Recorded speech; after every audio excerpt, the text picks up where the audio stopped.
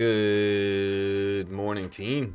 Hope you guys are doing good today. It is Thursday. We got PCE Inflation good going live 8:30 Eastern Standard Time. We also have jobless claims unemployment.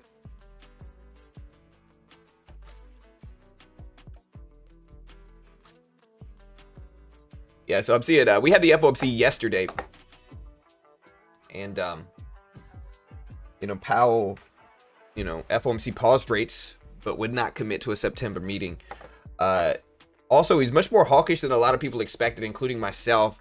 But it didn't matter because following the FOMC meeting, Meta, Microsoft, both BDPS, beat revenue, had good numbers, ripped up over all-time highs. Both Microsoft, Meta, and Robinhood broke all-time highs yesterday at the closing bell. Yeah, I was expecting Powell to be a lot more dovish. I thought he would pander a little bit more to the pressure. I thought he would be a lot more dovish, meaning like I thought he would cut, or I thought he would pause, I'm sorry, but be a lot more dovish as for balance. Maybe in quantitative tightening is something I thought he might do as well. He didn't do any of that. He kept QT full steam as it was. Did not reduce, the reduction of their balance sheet at all. Did not slow the reduction of their balance sheet, I should say, at all. And his tone was very hawkish, very inflation fearing yesterday.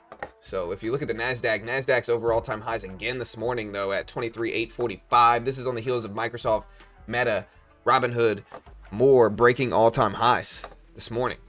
So really interesting. Robinhood pulled back a little bit. It's actually slightly red on the day, but everything else is basically ripping up. Yeah, and again, we got PCE inflation data expected at 2.7% year over year at 8:30, dropping at 8:30, along with jobless claims unemployment as well. So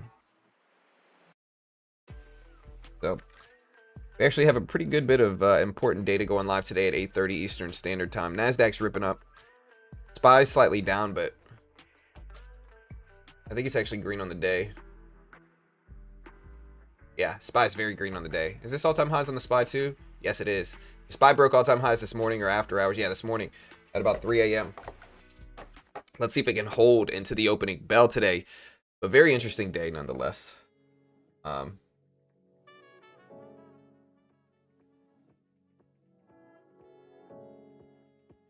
heard some things about FIG. I haven't followed it as much as others, but I've heard some good things about it, but you never know with IPOs.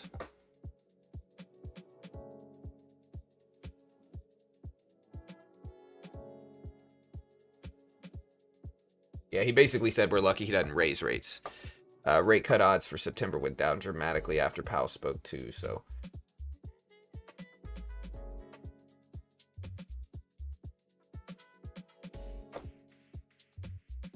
Again, Apple all the way down at 209, And again, this is all heading into the tariff deadline tomorrow. PCE data is what the Fed uses to gauge inflation. So yes, it's incredibly important for the Federal Reserve. So yeah, it's actually what the Federal Reserve uses to gauge inflation. So it's very important. Oh yeah, I'm sorry. My title is wrong. It's massive PCE inflation. Sorry. You are actually correct. I might have titled the stream wrong. I think I did too. You are correct. My bad. It's PCE. What this is. I'm dumb. PCE inflation. You are actually correct. Not PPI. PPI follows CPI. You're correct. I used the wrong stream last night. You can tell I was tired, bro. I must have worked. All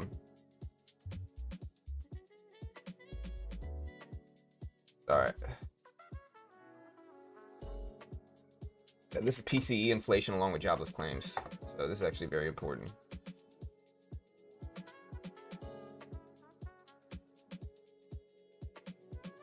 So this is a PCE inflation report is what this is. Yeah.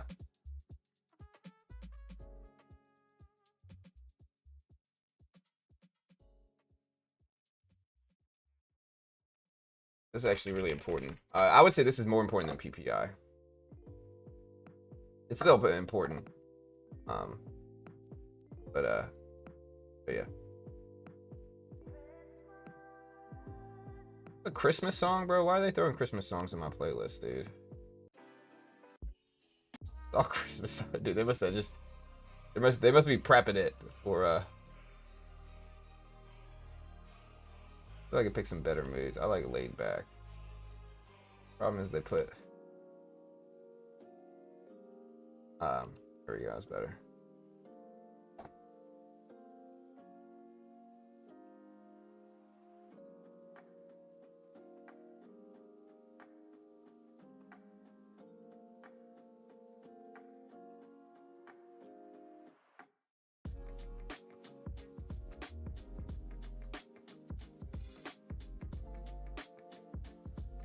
Yeah, so again, this is a big inflation report. Pretty significant.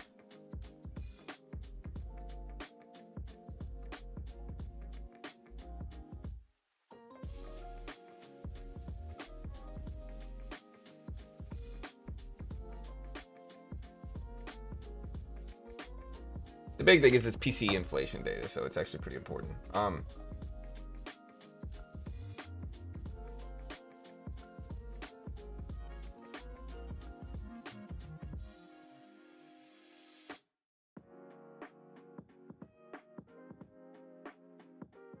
Yeah, PCE is the personal consumption expenditure index. Core PCE is the big one. So that's why this data is a little bit more important.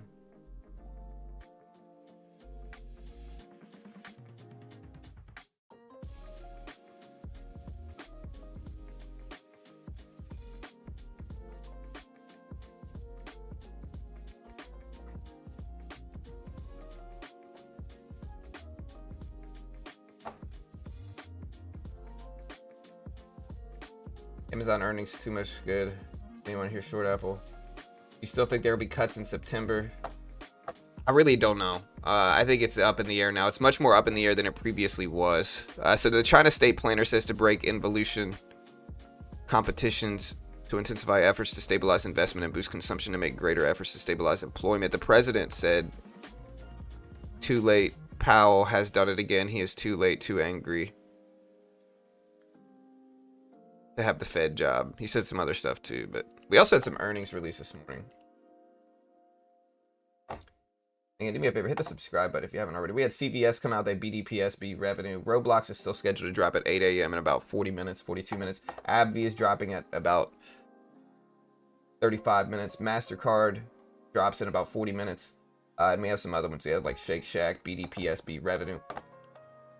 Nothing big, but Moderna is going to slash 10% of its workforce.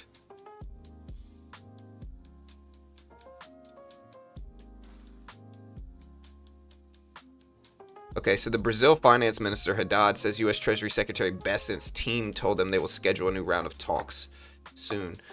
We also had big earnings yesterday. We had like ARM. We had a lot of stuff.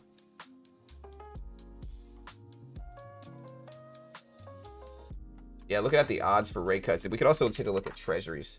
You guys like this screen better? Would you rather like two big charts and one little one like we did yesterday? Number one, you can see bond yields are down. Down since yesterday's decision. Which is interesting because that shows a lower interest rate sentiment overall. But you can also see they did spike up a little bit this morning. At 4.35% now.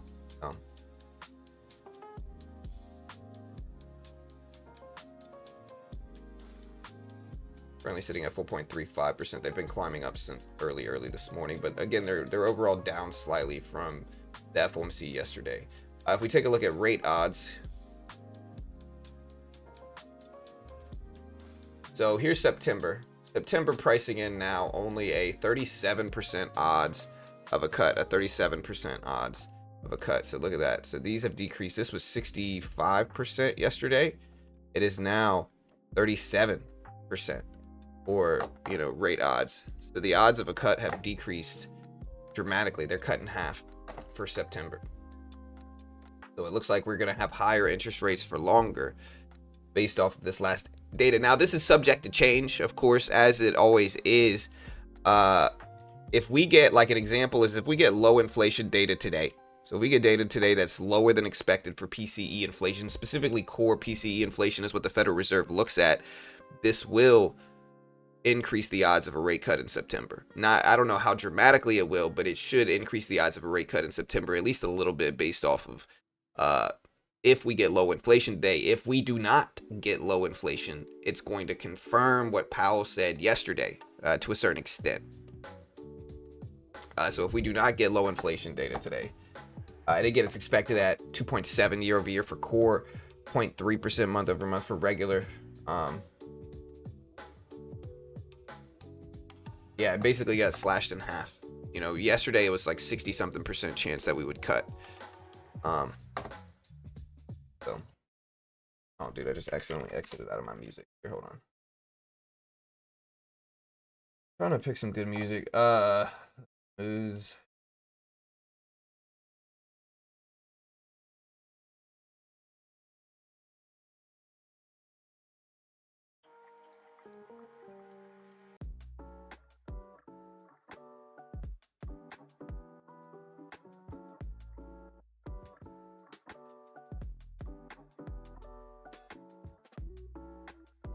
can't envision any cuts this year. Only one cut this year was opposite yesterday. How many cuts do you think we'll do this year?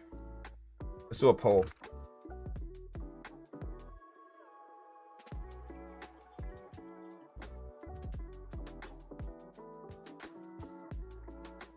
I'm gonna do 1, 2, none.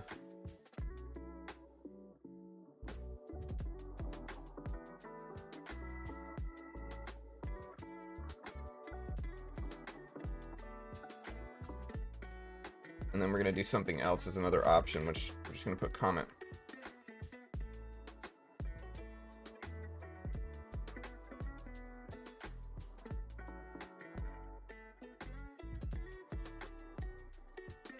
All right, so there's the poll right now. How many rate cuts will we get this year? You can see the NASDAQ starting to flush down here, which is surprising because, I mean, one of the things that saved the market is tech earnings. Microsoft Meta earnings beat, ripped, did really, really well. Let's put a timer up. We do have a timer here. So we got about an hour and 6.5 minutes left. All right. Again, you can see Microsoft flying up there.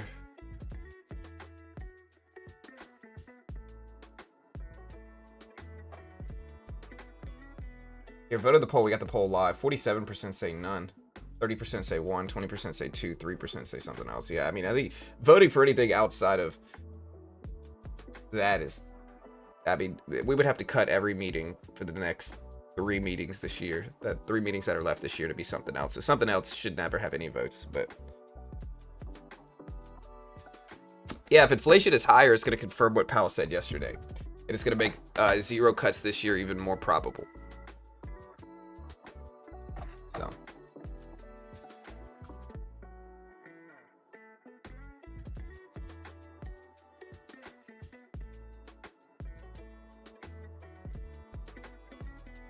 Again, we also have jobless claims, unemployment going live.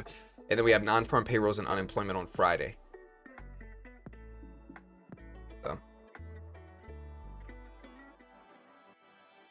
And Meta, NASDAQ, Microsoft, by Robinhood, all up big.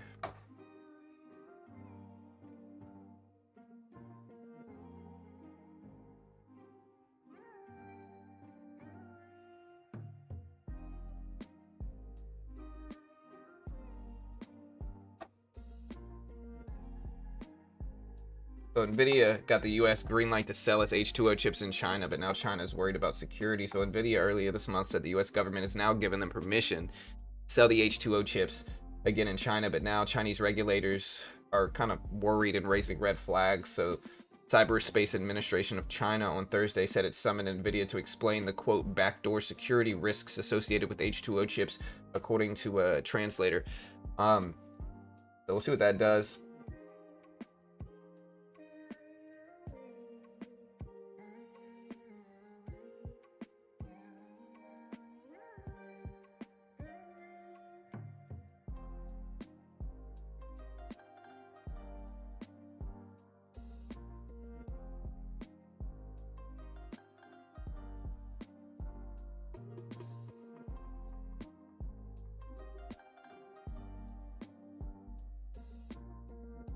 All right, guys. Robinhood at 105s. Nasdaq at 23,772s. SPY at 640s. So a lot of stuff's at all-time highs today. So just to break down the news here. And so again, at yesterday's meeting, the Federal Reserve paused interest rates, reiterated caution. I thought Powell sounded very hawkish. So I thought Powell was very hawkish yesterday. Two Fed members dissented in favor of a cut. So it wasn't unanimous. 2 people voted for a cut. Markets are watching Powell's tone. Markets were watching Powell's tone. It was very hawkish, to be honest. Very, he would not confirm the base case is a September cut. Odds of a rate cut decreased. He basically said, if we're really trying to be proactive, we could raise rates, is what he said. That's one of the things he said, is that if we're really talking about being proactive, we should raise rates, is what he said. We also had the Bank of Japan pause rates as well, but they did hike inflation forecast, so they were a little bit more hawkish as well. They raised the inflation outlook. They kept rates unchanged. The yen strengthened almost 1%, so cautious optimism. But again, GDP came out yesterday morning. It showed 3% GDP for quarter 2. 3% GDP for quarter 2. So let's see what that means. The president did announce new tariffs. A new wave of measures include 50% on copper imports, 15% tariff on South Korea, 25% on Indian goods ahead of August 1st, which is tomorrow on Friday.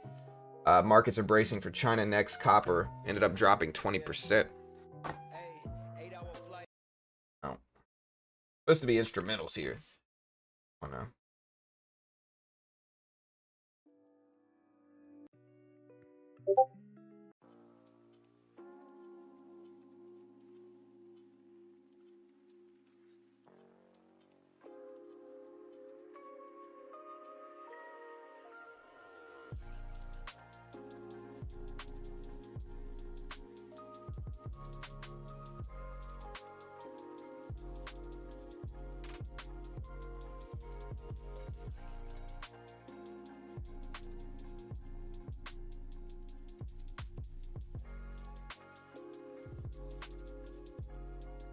You think we will see a small correction on Microsoft or Meta? They are too high for pre-market. Meta's a $1,000 stock.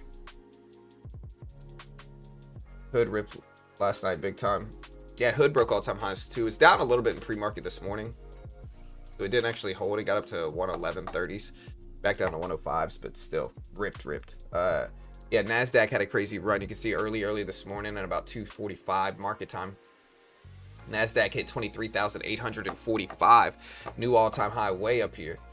But now we're kind of pulling back a little bit here. The SPY is pulling back as well. Both of these are very green on the day, obviously. I mean, NASDAQ at all-time highs, very green on the day here.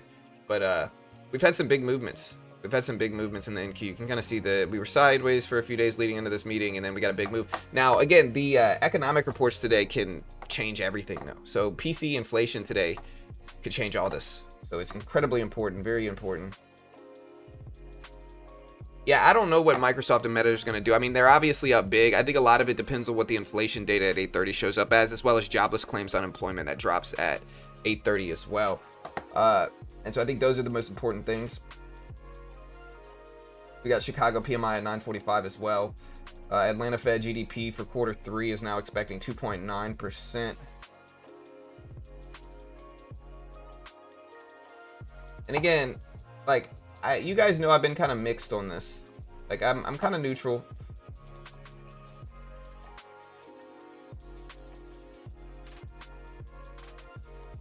But if you think we should have cut rates yesterday, again, I'm going to give everybody an open invitation. Why? I'm not saying you're wrong. I just want to know why we should cut. You know, some of the stuff Powell said isn't necessarily false. 3% GDP, inflation risks, economic and labor market strength. We don't really have signs of a weak economy in that way. 3% quarter 2, strong. Now, I could give you both arguments, but none of them are super good arguments for either side. I think none of them are super convincing, because I think it's very up in the air right now in terms of what we should do. And again, I'm not against you politically. People are so wrapped up in politics, I think, sometimes, but I'm not against you. I genuinely am curious to hear people's arguments for rate cuts. And, you know, people can't get in the housing market. Yeah. But rate cuts would cause house prices to spike up more. You know, most likely.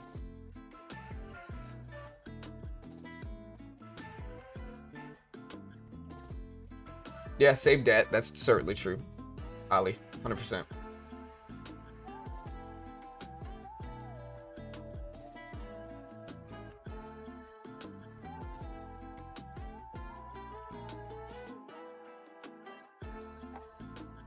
Yeah, I mean, I understand the arguments.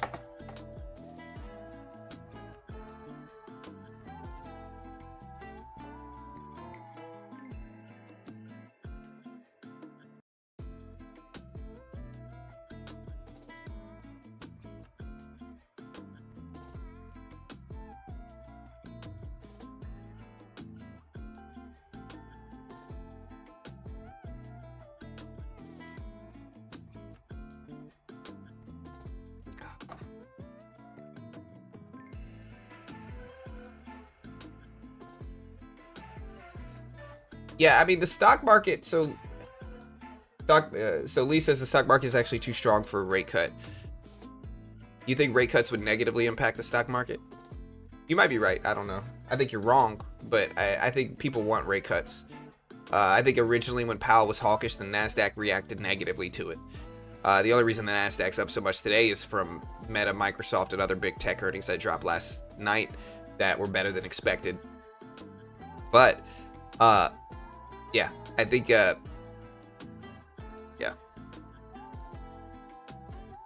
So far, the argument I hear people for pushing for rate cuts, and again, I've said this before, I think you could probably have justified one yesterday.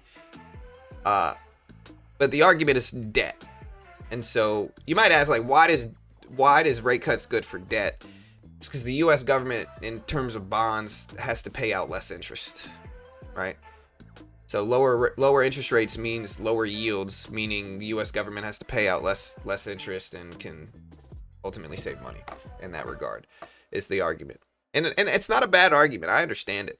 The real question is, do we have the economic weakness, especially in the labor market, as well as the inflation stability to justify it? And I think this answer is very subjective, but yeah.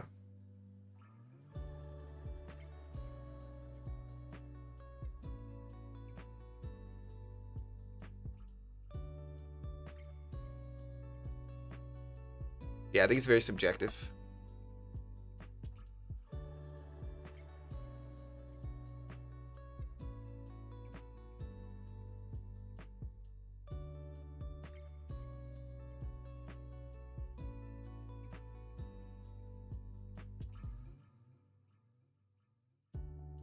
Well, I think you cut. Inflation is still elevated over the 2% target, but again, this is where I do disagree with the Federal Reserve in this, you know, in regards to this. I disagree with the Federal Reserve in regards to this because I think 2.5, 2.7% inflation is pretty decent, actually. I know they want a 2% target over time, and I want a Lamborghini, but I think 2.5, 2.7 is solid. You know, especially in the context of the last few years where at some periods of time it was 9%, 7%, 6%. And so I think under 3 is good. And a target is a target, but it doesn't mean we have to hit it. And so I guess I understand that context. But at the same time, I'm sure the Federal Reserve also has to be proactive in terms of inflation. And that's what they said yesterday. They said, y'all are lucky they don't raise rates, is what they said. I think if they raise rates, it'd be a ish show. But, you know, the reality of it is, it's very subjective, opinionated right now. Like, I think you could argue either side. I'm kind of somewhere in the middle. I think you could probably argue a rate cut. I would be okay if we ended quantitative tightening and paused like we did, which we did not. We continued QT yesterday and paused. We didn't end QT and pause like I'm suggesting. Or if we cut but continue QT, I think both of those things are fine. As long as it's just 25 basis points. I don't think you can justify a 50 basis point cut right now. I think that is too risky. I certainly don't think you could justify any type of economic stimulus in terms of like money printing with quantitative easing. I don't think the Fed should be expanding their balance sheet and buying up bonds or anything, but yeah, that's kind of where I'm at.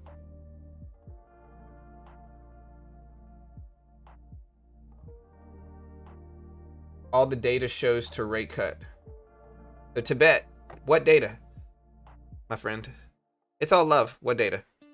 I'm asking because, and again, I hope I've made it pretty clear. I'm not against anybody. I'm just asking questions. But if the data suggests rate cut, what data?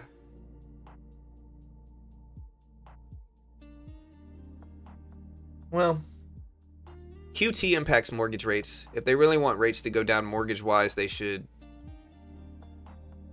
Mortgage rates kind of follow bonds. And so when the Fed's reducing their mortgage-backed securities, it affects mortgages and bonds. The Fed has an impact on them, but it's an indirect impact. So if they really want mortgage rates to go down, stop the reduction of their balance sheet, especially with regards to mortgage-backed securities, is what they should do. But again, somebody said earlier, it's an art, We had Nick Timmerose at the Wall Street Journal say, quote, I'm not agreeing with him, I'm just repeating what he said. He said, quote, setting interest rates is sometimes more art than science, especially when the economy keeps defying predictions, a reality the Federal Reserve confronted head on Wednesday. There are two economic worlds the U.S. could be living in right now, and Fed officials might not know which one for months. And one economic weakness that's been lurking beneath reasonably solid headline numbers finally surfaces. Another, AI investment and buoyant household wealth power the economy past trade war headwinds. End quote. Nick Timmerose. He's one of the guys that gets interviewed every Fed meeting.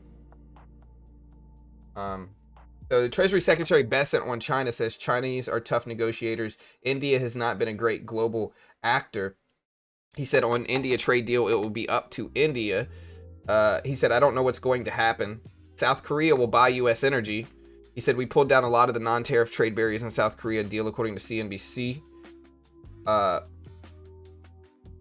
we did have Challenger job cuts that dropped just now, didn't they? Yeah, so Challenger job cuts showed up at 62,075 for July. 62,075. 139.8%. year over year. Previous was 48,000. Challenger layoffs actually 72,000 or 62,000. So 62 versus 48 last time. That's a sign. That's some economic weakness. The president also said Powell is costing the U.S. trillions of dollars.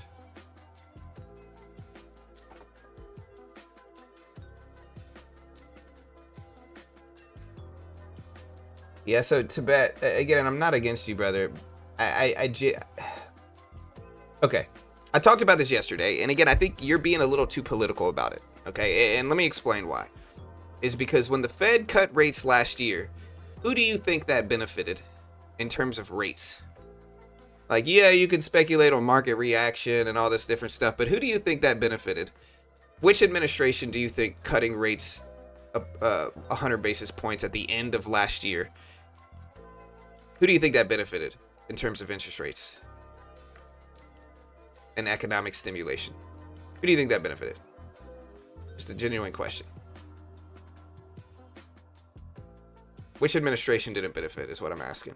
Not which entities did it benefit. Which administration do you think that benefited?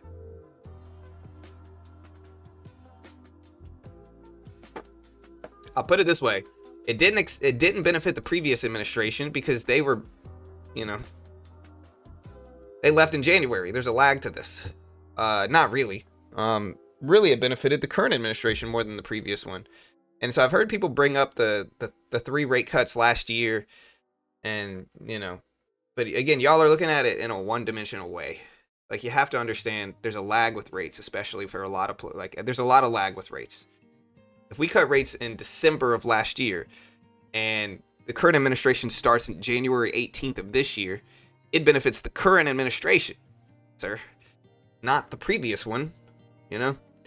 And I don't know how people get this wrong. I feel like people just repeat things that they hear. But again, and I'm not against a rate cut yesterday. I was for, like, I'm kind of neutral, but I would be okay with a rate cut.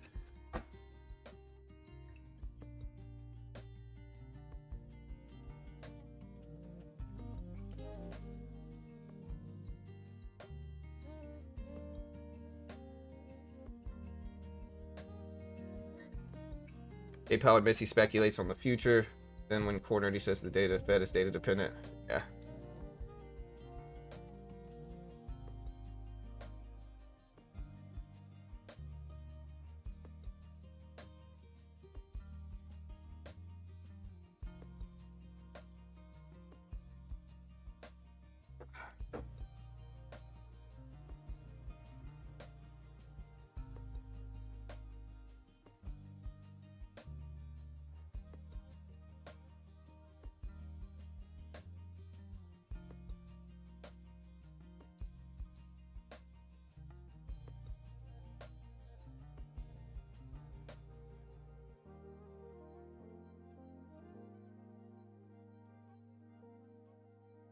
Yeah, so just to put this into perspective regarding rate cuts.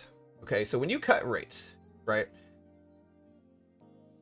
In the short term, it takes about 1 to 3 months to impact mortgages, credit card APRs, car loans, personal loans tied to benchmark prime rate, business borrowing costs. It takes about 1 to 3 months. Mortgage rates, especially 30 years, are tied to 10-year Treasury yields, which respond to inflation expectations, not the Fed. So that response can vary.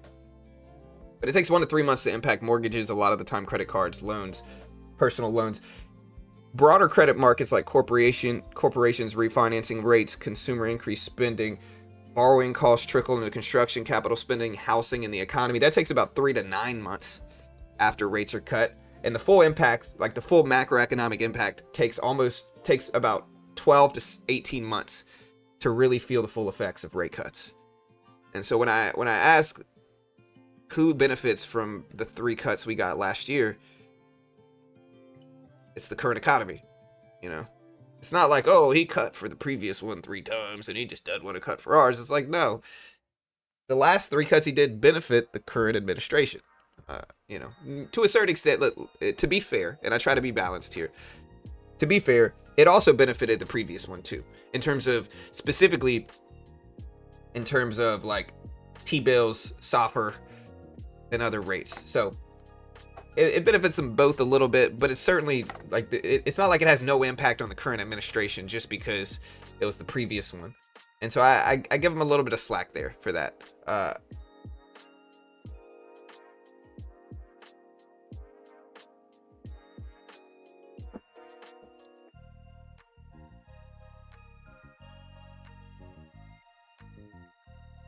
What calls Supermicro semiconductors to rebound? I don't know. It's super speculative. I mean, it's still got a long way to go. But, yeah, you know, I don't know.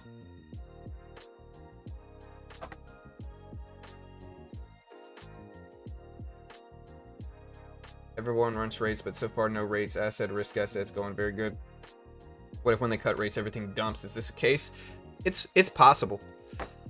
I think the market wants lower rates, but you never know.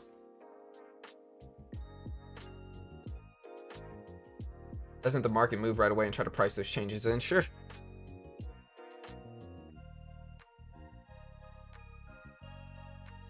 Why is Robinhood down? The results were great. Well, Robinhood broke all-time highs, but it just didn't hold.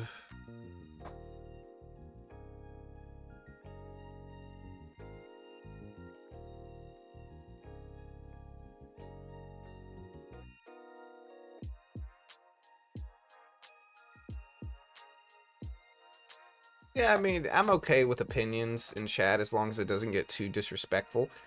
You know, we get a lot of opinions from a lot of different sides, and I usually let both sides, you know, say what they want to say, as long as it's not too hyper disrespectful. It's all good.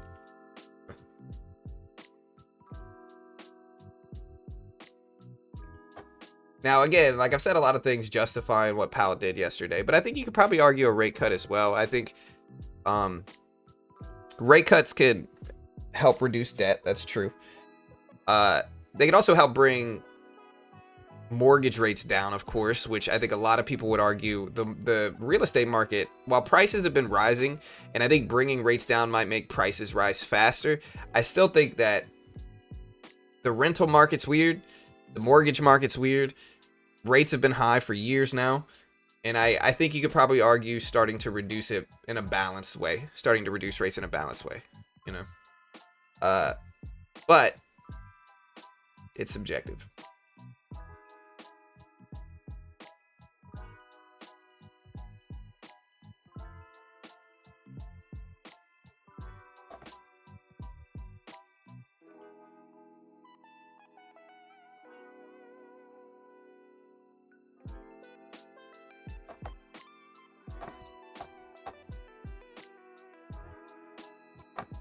All right, guys, we got PCE inflation data going live at 8:30 Eastern Standard Time.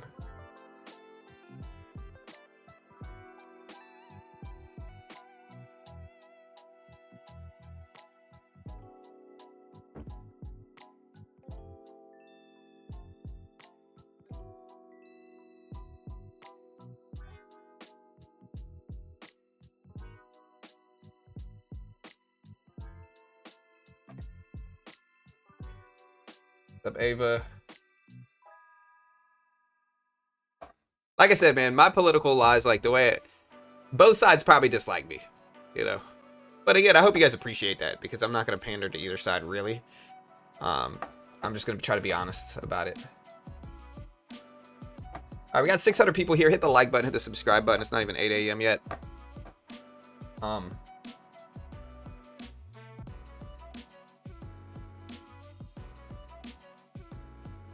What is the definition of the Fed? You mean the Federal Reserve? Well, it's not actually tied to the government. You know, it's an independent entity. The Federal Reserve, they're kind of like the big bank that polices and creates policy around banking throughout the country. And so you have a bunch of regional banks, like the Atlanta Fed, you know, like all the different regional banks, and they have their own heads. And then you've got the big one that rules them all, the Federal Reserve, who creates policy, influences, you know, rates and all that stuff for the regional banks is what it is, you know. Think of it like the mafia, you know. The Godfather is the Federal Reserve, you know. And then the Federal Reserve has all the little regional banks. Maybe that's not the best analogy, but hey.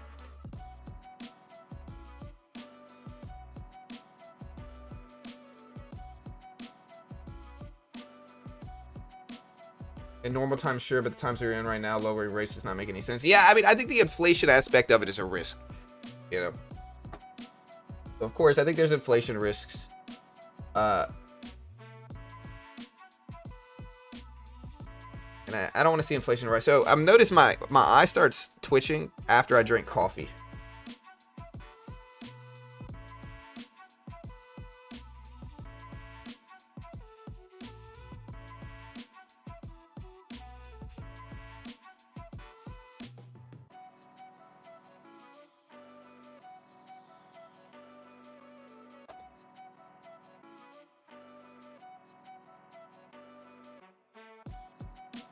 All right, guys, we got about 40 minutes left before PCE inflation. All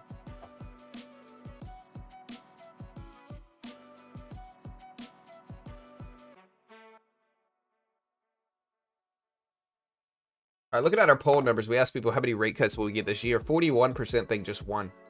35% think none. 21% think two. How market moving is this data today, John? I would say it's pretty market moving. PCE inflation is the Fed's preferred inflation metric. So yesterday we had Jerome Powell very fearful of inflation. And so if we get low inflation today, I think that's an optimistic thing. If we get high inflation today, I think that's a pessimistic thing, especially in regards to rate cuts. And so that's kind of where we're at. It doesn't mean the market's going to behave that way. You never know what the market's going to do, if the market's going to go up, down, or sideways. You really just don't know what the market's going to do. But because of that context, I think today's pretty important.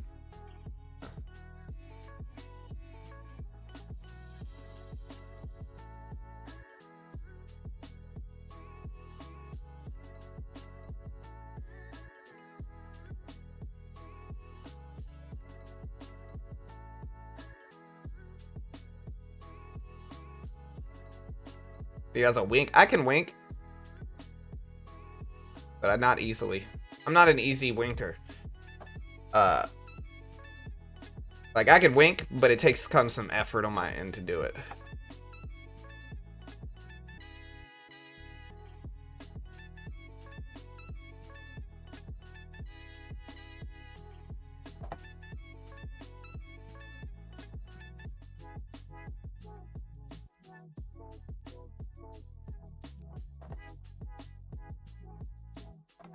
All right, guys, so the NASDAQ, again, has been kind of decreasing a little bit. We're going to pull up some other charts. How it used to be data dependent, now he's scared. Yeah, maybe. I don't know. That's why future, we don't need the middleman to control our hardworking money. Yeah. I mean, I think your issue is with banking in general, not necessarily with the Federal Reserve.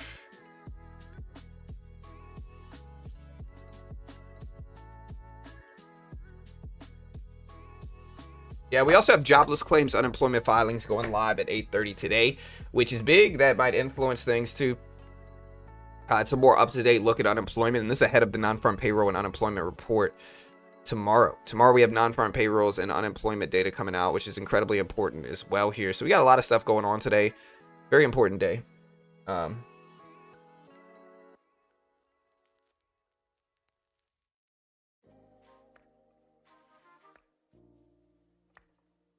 I've been taking magnesium every night before bed. My wife's been, you know, she's like, oh, you need to take magnesium. So I take it. I'm pretty sure I get a lot of iron. I ate 2 burgers, double cheeseburgers from Five Guys yesterday. I ate a lot of beef and chicken. Pretty sure I get enough iron.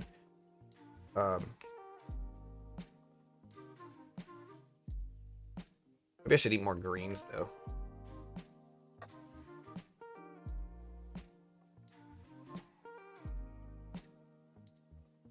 Yeah, like, look at this eye right here. Like, if you look closely, like, jumping. I have been having a little bit of insomnia. I've been up since 4 a.m. this morning. It's now almost 7 my time. So I've been up since almost 4 a.m. Couldn't go back to sleep.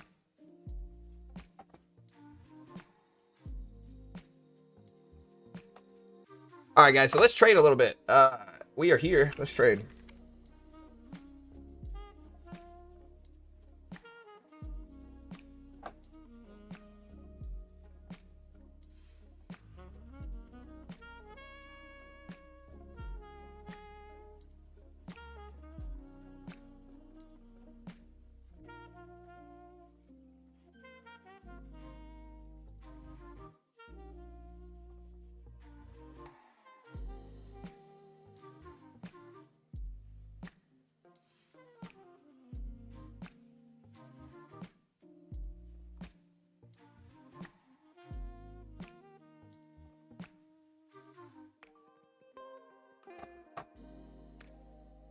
All right, guys. 35 minutes left. NASDAQ's breaking down. Looks kind of weak here after breaking all-time highs. I kind of want to short, but I also think we're a little extended on the downside.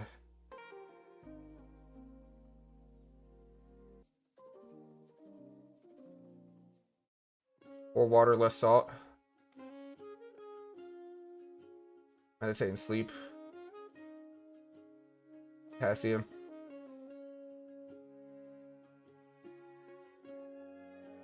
All right, we're still breaking down on the NASDAQ here. Look at this. We're down to 756. Okay, we did break all-time highs yesterday, though. Let's try buying this down a little. We'll see if we had a green yesterday. We had a pretty good green day. We were kind of day trading the bearishness on the Fed.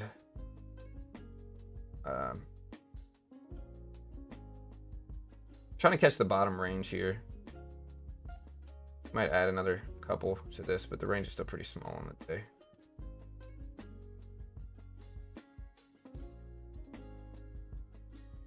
Again, I'm only doing this because I think PCE inflation data might cause chop ahead of it, and so a little bit different of a situation than usually just kind of buy it up lows of the day. But we'll see. The range is kind of small right here.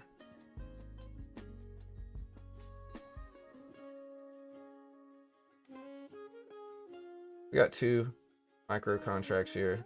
They're pretty small. Let's see if we can pop up.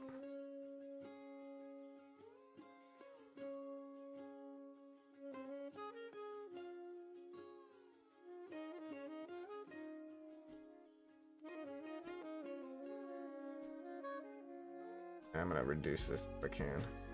The good news is I've gotten used to taking limit orders, and my fills are much better once I started using limit orders.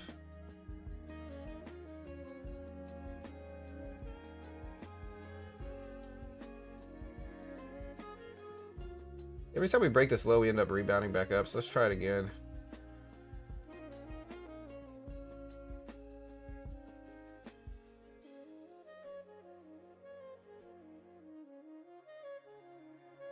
I'm not going to hold this too long, though, if it continues to struggle rebounding.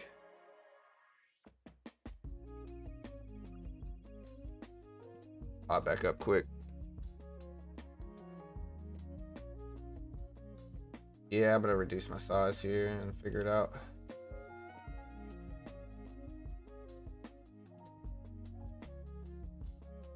Look at super micro bounce, though.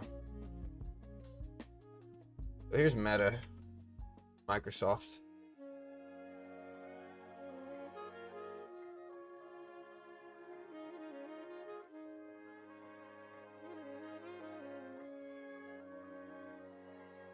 Yeah, I hold crypto. SoFi Fubo going high. Nvidia did break all-time highs this morning. Yeah, no, I know. I see Nvidia doing that.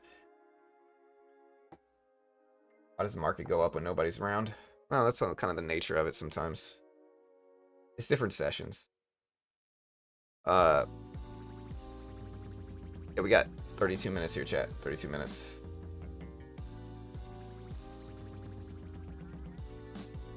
We got a little pop back up. Probably could have held my long, but all right. All right, so we did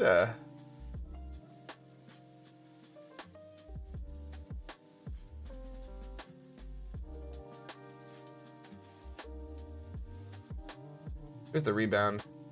Probably could have stayed in it, but it's all good. Very small. I don't want to risk too much. XRP Asia session earnings last night. Yeah, it's Microsoft Meta earnings, Robinhood earnings, Carvana earnings. Carvana is actually up a lot. Look at Carvana. Carvana up to almost $400 a share. It's getting close to where it IPO'd, which was crazy high. 376. So if it could open up, it'll break that high.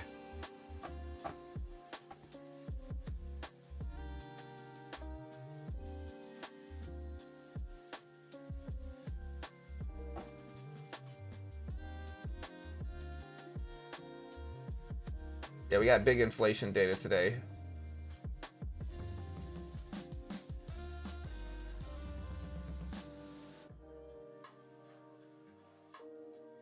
Look at that rebound. I could have had it. All right.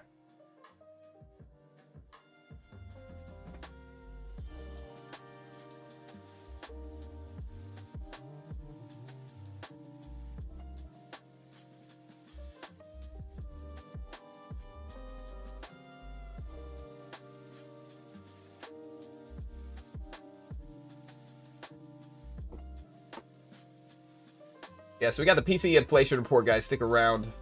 Again, the last PCE report showed up. We also have jobless claims unemployment today as well. So jobless claims today expected at 222. Last time was 217. So jobless claims are expected to uptick a little bit. PCE expected at 2.7%. Core PCE month-over-month expected at 0.3%. Core is the most important one. It's the one the Fed looks at the most. Again, regular headline PCE expected at 2.5%. and 0.3% month over month for headline PCE. We also had the Challenger job cuts show up at 62,000 versus 48,000 last time. Last time PCE showed up, core PCE showed up at 2.7, so they're expecting a flat reading month or year over year relative to the previous one. Month over month core PCE is expected to uptick 0.1% to 0.3%. Last time was 0.2. That's kind of where we're at now. And again, ahead of this PCE report, I do expect sideways kind of choppiness. We'll see if that's what we get, but I do expect kind of sideways neutral stuff here.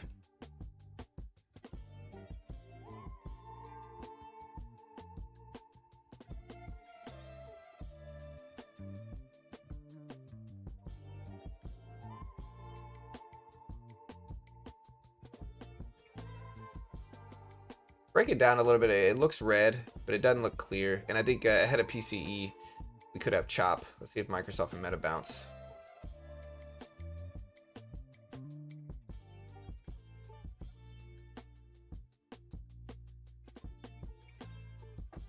Play chill music. Can you hear the music? You should be able to hear it right now, honestly.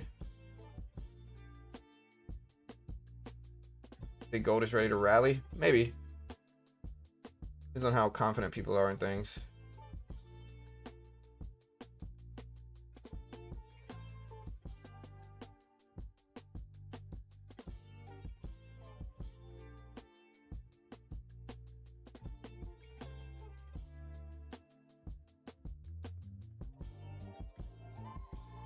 I think the Nasdaq's around lows of the day here. Robinhood's turning to the downside pretty fast. Look at Robinhood. Decreasing fast. Nasdaq's turning to lows. We're looking at Carvana still testing those highs up there.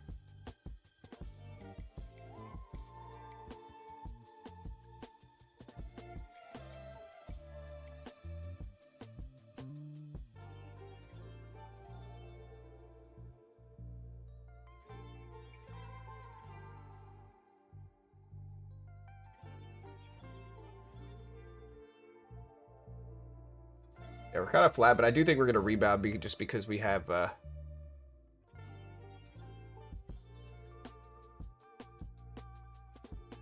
got inflation data going live, and I think a lot of the time the market reacts choppy leading into this inflation report.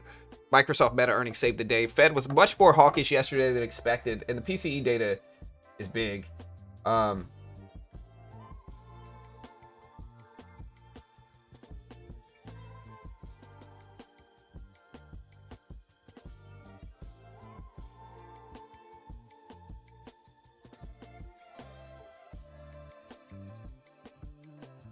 I'll put this trade up here that we're in right now.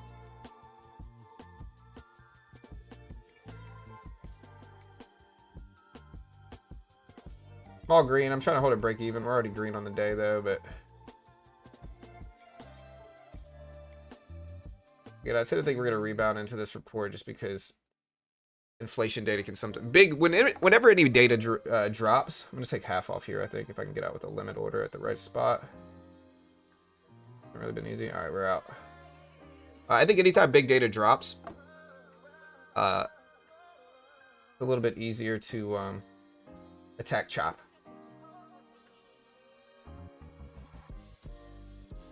We'll sit here. Looks like a total rejection of that ridiculous gap, but Meta's wild this morning. Yeah, if you take a look at Meta, I mean, Meta's not super wild. I mean, Meta's up a lot, but it's actually pretty flat over the last few minutes here. Okay, let's get out flat. We'll give it a second to bounce, but we did put a lower high up here.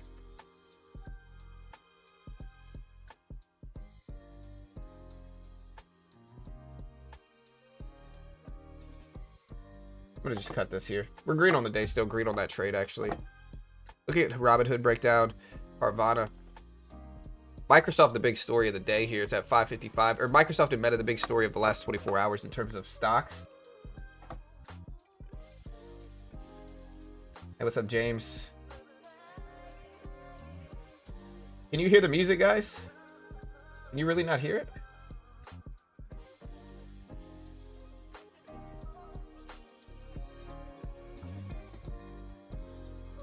I mean, I hear people saying, oh, I like your instrumentals. No more countdown? The countdown is right here, brother.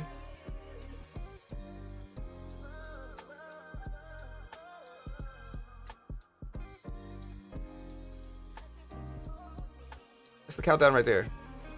We got 23, 24 minutes left. Okay.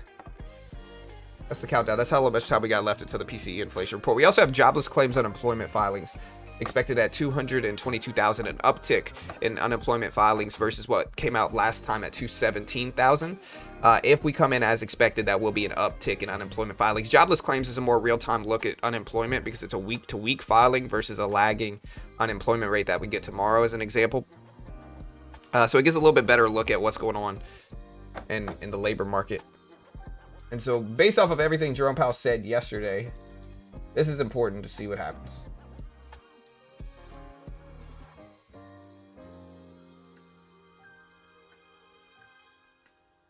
Again, we got jobless claims unemployment filings going live too.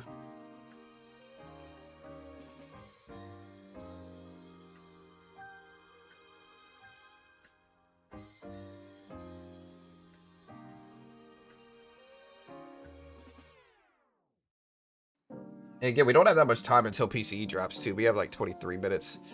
NASDAQ did start to rebound. Look at Robinhood drop, Microsoft, Meta.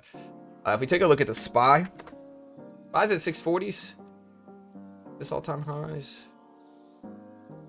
Yes, so SPY's at all-time highs again as well. So still got a ways. I mean, this is all-time high on the SPY. If we can open up around these levels, it'll confirm on TOS.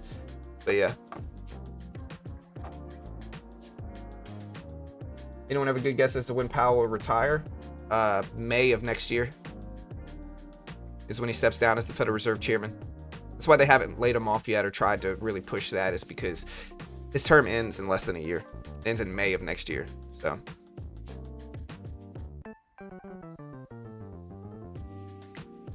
it ends in 9 months, basically. I'm looking up breaking news here just to see if we got anything coming out.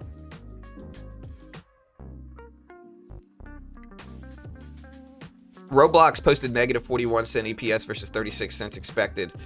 Loss. A little bit bigger loss than expected for Roblox. Here's the data right here.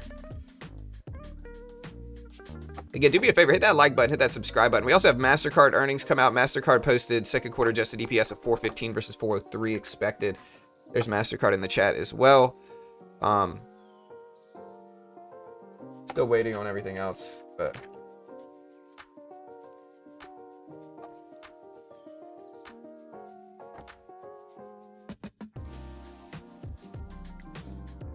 Roblox posted a bigger loss than expected. I expect Roblox to be going down.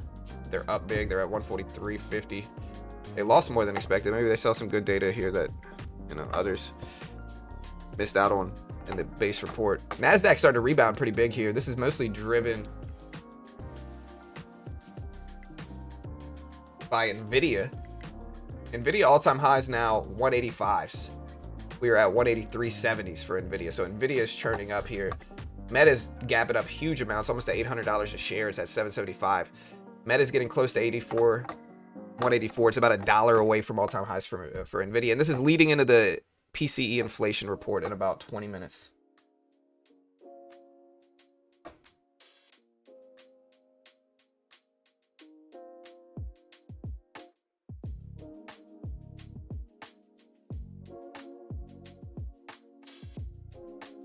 Yeah, I mean, Robinhood's up huge on the year. It's not going to go straight up. You know, most of the moves that happen from earnings. Listen, I mean, I get this question all the time. I'm going to explain it again. Again, I get this question a lot. I'm going to explain it again. If most people, when they look at earnings, they're confused because sometimes a stock will beat EPS, beat revenue, beat guidance, and drop 5%. Why does that happen? It's because it's not that easy to make money from earnings. I wish it was. Listen, I've said this 1,000 times. It's the easiest way to kind of make sense of everything. I wish I could sit around and wait for a company to beat EPS, beat revenue, and beat guidance and just click buy. I'd be rich. I'd be a billionaire. It'd be really easy. You know, it'd be a little bit too binary for trading. Like, it'd be too easy. you know, click money or click buy, make money, good EPS, good revenue, good guidance. I wish it was that easy. Unfortunately, the real moves from those expected outcomes happen prior to the earnings coming out. And so it's why you might see a stock have good EPS, good revenue, good guidance and drop 5%. It's why you might see a stock have bad EPS, bad revenue, bad guidance and go up 5%, especially if it dipped 10% leading into it. And so the moves happen prior to the earnings coming out, not necessarily when the earnings come out, if that makes sense. Sometimes they happen when the earnings come out, but it's not in a predictable way. Meta, Microsoft, good examples. They beat EPS, beat revenue, had good earnings reports, and they went up big. All right, guys, look at the NASDAQ, S&P, Nvidia is rising. Look at the NASDAQ come back here, though. Palantir is going up, too. AI stocks are moving. AMD stock rebounding up a little bit. Apple still down on the day, though. Or it's about flat. Microsoft is surging back up a little bit as well into this PCE inflation report, but not a lot. But a lot of tech is rebounding back up. Nvidia specifically, Robinhood, Meta.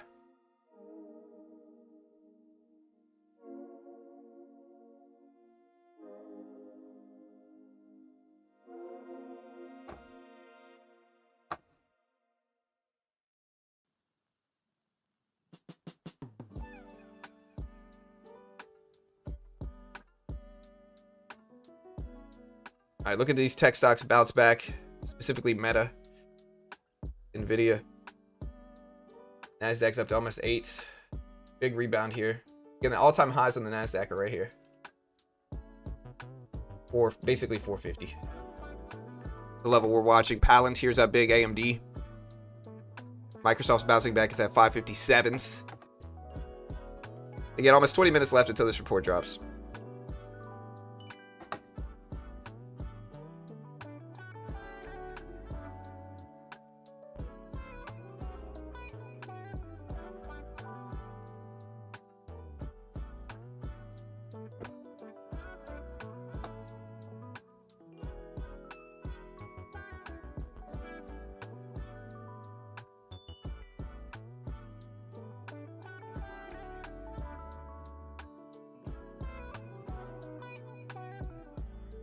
So here's the 200 exponential. We'll see if this influences things. And just to give you the biggest stories for today's PCE inflation report, chat.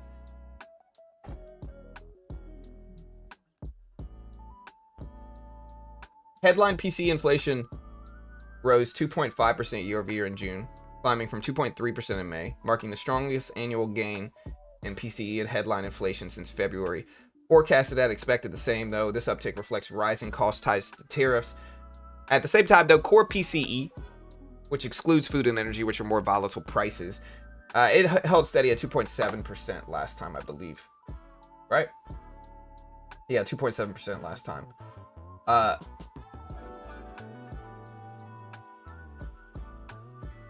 lot of this is related to consumer spending declined 0.1% in May, recorded just before the PCE release and signaled consumer caution. Personal income fell by 0.4%. GDP rebounded in quarter three, or for quarter two, I mean, at 3%, but the underlying strength remains weak, with final sales to private purchases rose only 1.2%, which is actually the slowest since 2022. Core PCE inflation did cool from 3.5% in quarter one to 2.5%, suggesting inflation is simmering but contained. Again, Fed held rates steady yesterday, although two people did dissent for the first time in over 30 years due to concerns about slowing growth and flatlining spending. The data provides some cover for potential rate cuts in 2025, especially if weakness in spending and investment continues. But today's report, along with jobless claims, is incredibly relevant, incredibly important. And yeah, you certainly want to pay attention to this. All right, this is a really important report. This PCE inflation report is massive. Based off of what Jerome Powell said yesterday, this is an important report. You want to listen to what this report says, because again, if we have low inflation, that opens the door to more rate cuts in 2025. If we have high inflation today, that confirms what Jerome Powell said yesterday, as well as pushes back the odds of a rate cut next meeting in September, as well as this year overall. And so it's very important, as well as like one of the things we heard yesterday was regarding the labor market. Jobless claims unemployment gives us a look into the labor market as well. And we have about 15 minutes left here, chat, about 15 minutes. So.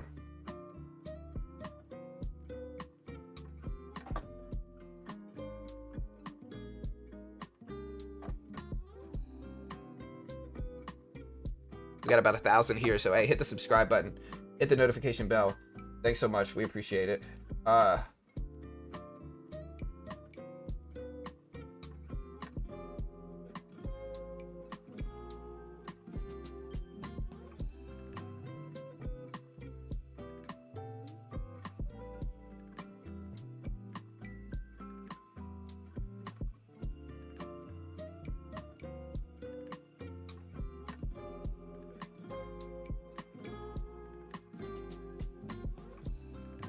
All right, so NASDAQ now over the, hey, do me a favor, hit the like and subscribe button as well. NASDAQ now over the 790 level, over the 200 exponential price level as well.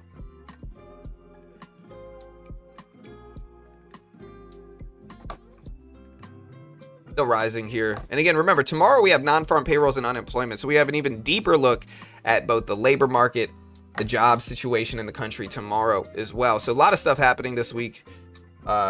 Very busy. A lot of stuff happening. Bro, listen, man.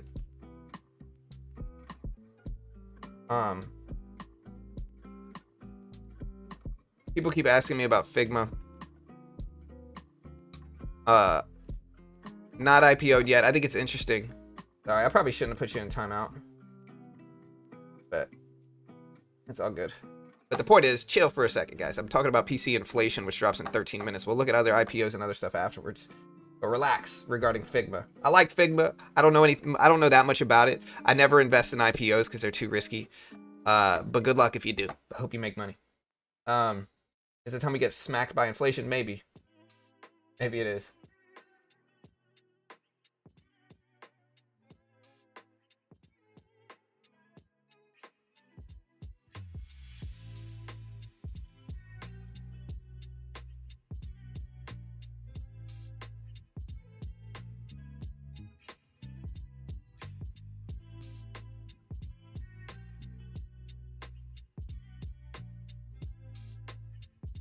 All right, guys. We also have jobless claims unemployment going live at the same time. So, I believe a huge crash next week.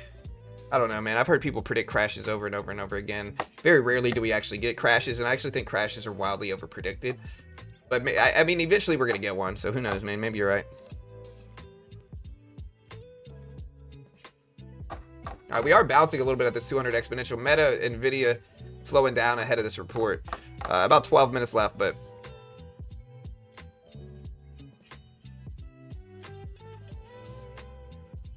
again, pallets here up to 160s. Yeah, where's gold at? Let's take a look at gold. Nvidia's moving up around all-time highs. Gold, you know, I think there's some fear. Gold earlier this week hit 3450s, closer to all-time highs that it's been in a while.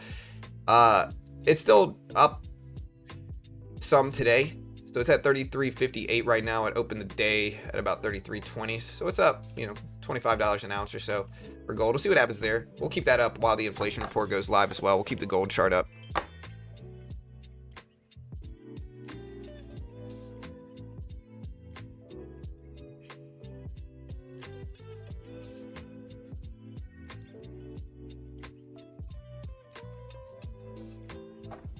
Again, expected inflation data today is 2.7%, which is the same as it was last time year over year for core, 0.3% month over month, which is up 0.1% from where it was last time at 0.2% month over month for core. Headline at 2.7 and 0.2% respectively. Or previous of 2.7 and 0.2% respectively. Headline PCE is expected at 2.5% and 0.3% month over month. So that's where we're at. Markets are kind of chopping sideways. We got over 10 minutes left still, a little bit over 10 minutes. But make sure you hit the live button next to the play button. Make sure you're fully caught up on stream. We'll see what this data shows, honestly. Very interesting day. We also have Apple and Amazon earnings this evening. And so we'll cover that as we always do as well. Apple and Amazon earnings this evening are big.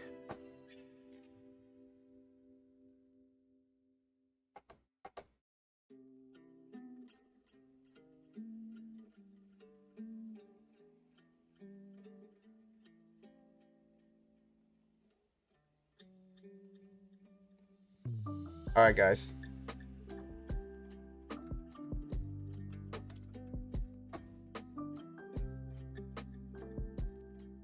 Now the Nasdaq's tumbling down a little bit. Meta just broke 775. It's coming down. It's kind of a psychological level for Meta as well, with 10 minutes left until PCE inflation and jobless claims. Unemployment jobless claims, they get expected to uptick versus last week at 222,000 is what the expected number is. How many people are filing for unemployment week to week? That number is expected at 222,000. Last time it showed up at 217. So a higher number is worse for the labor market. And look at Meta drop. Hey, thank you, Kaladin. Hey, I appreciate you, brother. Thank you, sir.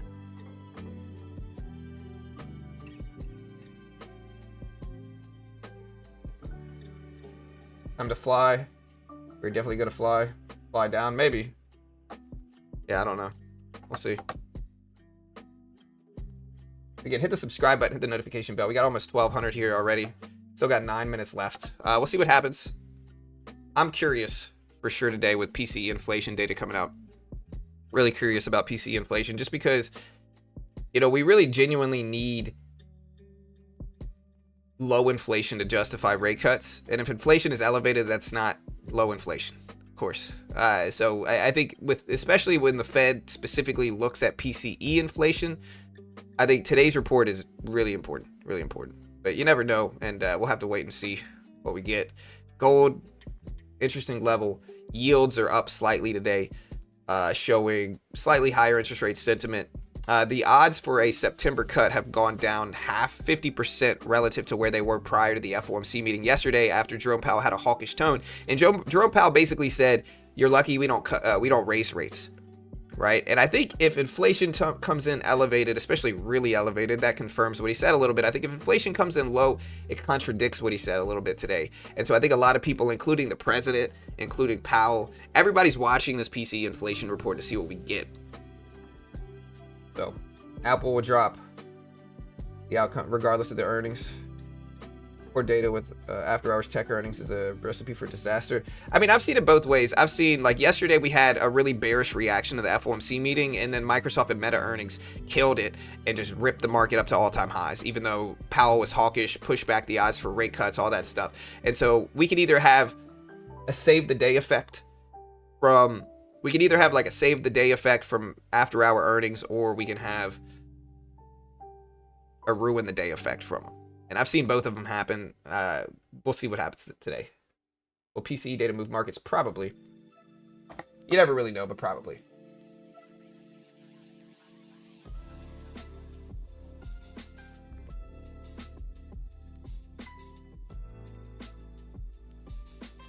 All right, we're starting to trend up. We're at 23.8 for the market. NASDAQ all-time highs are up here at 23.850. We'll see what that looks like here. We got gold. I'm going to put the SPY up. Meta's breaking down here. It's been interesting. The SPY is at all-time highs as well if it can open up at these levels. And again, we got about 6.5 minutes left. See how markets respond.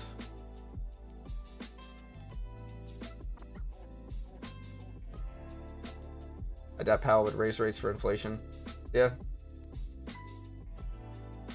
I don't think he's going to raise rates either. I think he's just trying to justify not cutting rates yesterday is probably why he said that. All right, NASDAQ bouncing at that 200 exponential level here. 6 minutes left, chat. Palantir pushing up to highs.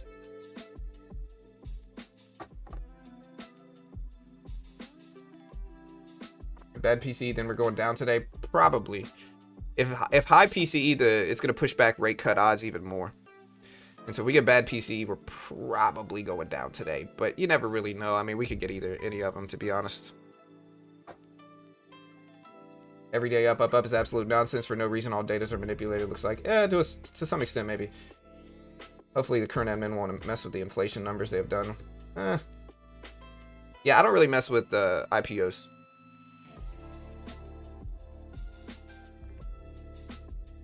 All right, guys, we got a little bit over 5 minutes left. Give me your last bit of predictions. I'm going to do a poll real quick right now. Vote on the poll. Let me know what you think. Does today's PCE inflation report show higher or lower inflation versus expected? Higher, lower. Vote on the poll real quick. We got 5 minutes left. So hurry up and vote on that poll.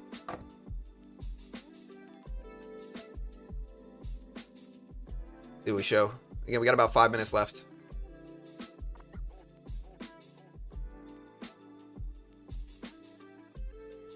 All right, guys, we got 4.5 minutes. 4.5 minutes. Again, make sure you hit the live button next to the play button. Make sure you put it in 2x speed. It'll make sure you're really, really real time for the data release. So again, make sure you put it in 2x speed. Make sure you yeah, make sure you put it in 2x speed. Make sure you press live. Make sure the data release is live. What about inline? Well, I didn't have time to write that. We got about 150 votes. 55% think inflation is going to come in higher than expected with 4 minutes left. Again, 55 think higher than expected.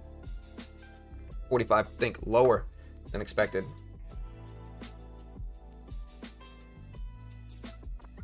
And again, looking at this data here, you take a look at this data from May. 2.3% in May, April plus 2.2%, March plus 2.3%, February 2.7%. So we have seen some reduction in the annual rate here, year over year. The next release is today, July 31st, of course. And again, we're going to break this whole report down as it happens. We got 3.5 minutes left.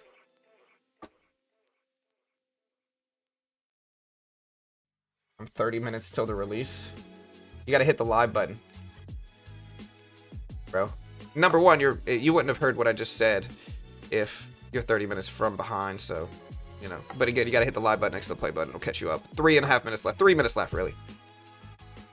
NASDAQ is broken over the 200 exponential and then chopped sideways. Gold is pushing up a little bit. We can also put up bond yields here. I'm going to put a bond yields up on the right side, which, again, you can see are opening up lower at 4.34% right now for the 10-year Treasury. Okay, yeah, I got you. Higher. Yeah, we'll see. All right, guys. A little bit under 3 minutes left. Looking at our voting, we got 54% think higher. So slightly higher percentage of people think we're going to come in higher than expected for inflation versus 46% thinking lower than expected for inflation data. Again, this is a big important report. We got gold up at the bottom right, the SPY, and we got bond yields here on the right side as well with 2 minutes left or so.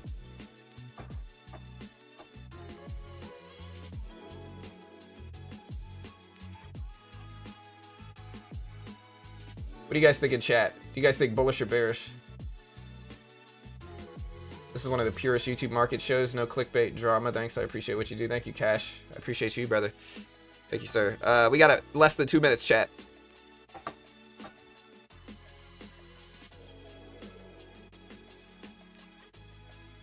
Bullish?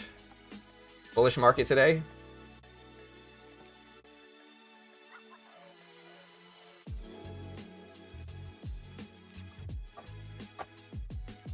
All right, guys, let's get ready to take a look at PCE inflation as well as jobless claims unemployment filings. So we don't just have PCE inflation, but we have jobless claims unemployment filings expected to uptick versus the 217,000 last time number, expected to come in at 222,000 today.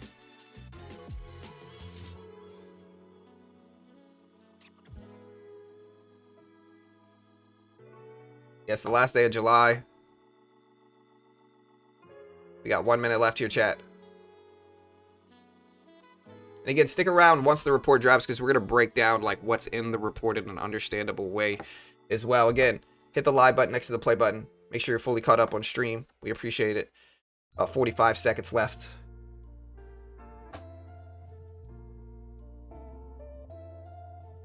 Powell said, watch the jobs. What's the expected job numbers? Well, we have non-farm payrolls tomorrow and jobless claims today at 222,000 expected. Non-farm payrolls tomorrow are expected at 106,000, which is a decrease. Unemployment expected at 4.2%, which is an increase. All right, guys, we got about 20 seconds left. This timer is a little bit early. All right, so we're just waiting for the expected number to show up here. Be ready. It's about to drop pretty quickly, though.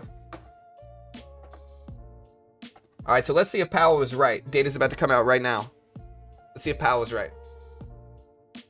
Core PCE expected at 2.7%, and the numbers drop right now. Okay, guys, so the employment cost index showed up at 0.9%, 2.8% inflation for core PCE year over year, 2.8% versus 2.7% expected. Again, 2.8% versus 2.7% expected. Jobless claims showed lower than expected at 218. Stronger, higher PCE than expected at 2.8% versus 2.7%. Jobless claims showed lower than expected, though. So higher PCE inflation on year-over-year basis, lower jobless claims numbers. So that's kind of mixed results. The month-over-month reading is 0.3%, which is as expected. Now let's take a look at the actual PCE inflation report. Okay, so again, we're going to take a look at the actual PCE inflation report. So personal income increased 71.4 billion, 0.3% at a monthly rate in June, according to estimates released today by the U.S. Bureau of Economic Analysis. Disposable personal income, which is personal consumption expenditures, personal income less personal current taxes, increased 61 billion, 0.3%, and personal consumption expenditures increased 69.9 billion, 0.3%. Personal outlays, the sum of PCE, personal interest payments, and personal current transfer payments, increased 69.5 billion in June. Personal savings was 1.01 trillion in June, and the personal savings rate, personal savings as a percentage, was 4.5%. Looking deeper into this report, the current increase in current dollar personal income in June primarily reflects increases in government social benefits to persons and in compensation. 69.9 billion increase in current dollar PC reflected increases of 40.1 billion in spending on services and 29.9 billion in spending on goods. You can see the data here. Healthcare, 17.5. Housing and utility 16.3, gasoline and other energy foods 11.5, other non-durable goods 7.9, food and beverage 6.8%. From the preceding month, PCE index rose 0.3% for June. And so yeah, a little bit higher than expected inflation data, which again does kind of confirm what Powell said. It does kind of confirm what Powell said. Again, we're going to break this down in a more easy to understand way.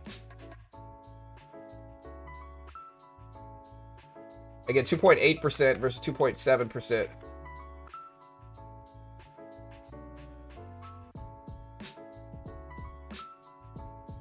Again, core PCE month over month at 0.3 versus 0.3. So as expected.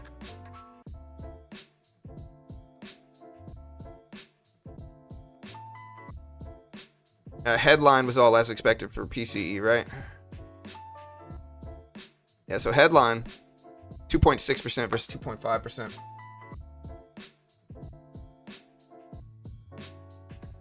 So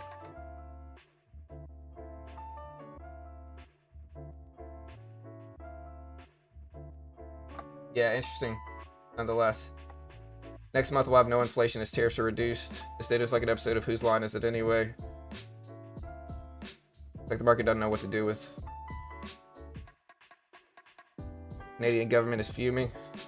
Yeah, so higher than expected inflation data, lower than expected jobless claims. So the jobless claims unemployment rate actually showed up a little bit lower than expected at 218 versus 222 expected. So basically right in line with what it was last time at 217, but still not necessarily good. So again, still right around in line with where it was last time at 217 at 218, but lower than the expected number of 222. So the amount of people filing for unemployment came in higher than last time by about 1,000, but not super high, and especially not relative to what it was last time. All right, so China. Also, U.S. personal income 0.3% versus expected 0.2%. China has reportedly stopped the approval of outbound investments for firms who are seeking to create and expand operations within the U.S., according to the Nikkei, citing sources as well. Does the market go up down here? So we did have most people were right on this poll. Are you bullish or bearish on today's PCE inflation data and market? Vote on this poll now too. We got this poll going live as well.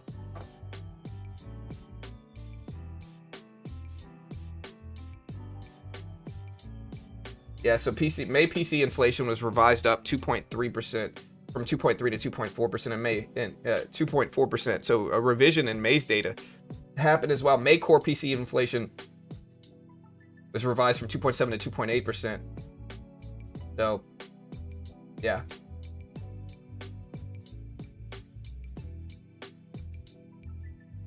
Again, jobless claims, unemployment. Not really good.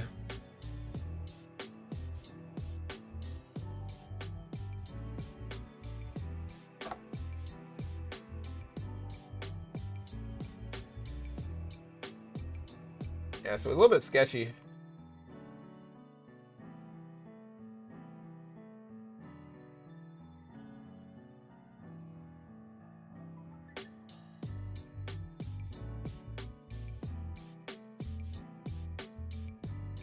Yeah, so the core PCE report, again, worse than expected, I would say. I'm surprised the market hasn't more so reacted negatively, especially if the market wants rate cuts. I'm curious to see what yields are doing. Honestly, yields are coming down some, which is strange. I want to see what yields are doing from this report. This shows a lower interest rate sentiment, which is kind of backwards. But I guess we did spike. Here's 830, so we're actually down a little bit, but not much. Nasdaq's actually increasing some as well here, but again, it kind of goes to show a lot of the moves happen. That a lot of this gets baked in prior. So a lot of this gets baked in prior.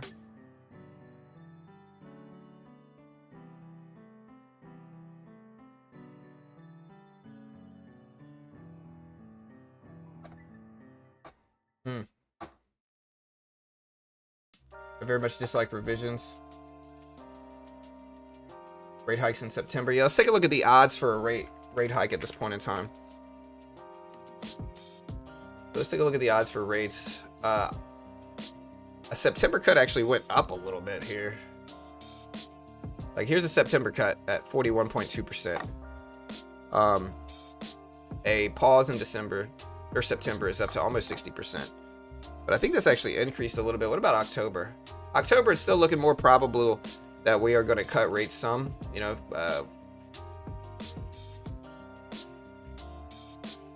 we're at about 63% odds of a cut by October now. Here's October. Again, about a 63% odds of that already. If you combine these two is what I'm getting at. December, we still have a 50% likelihood of no cut by December, which would be no cuts this year, of course. NASDAQ is rising up a little bit on everything. So the NASDAQ is fighting to go higher here.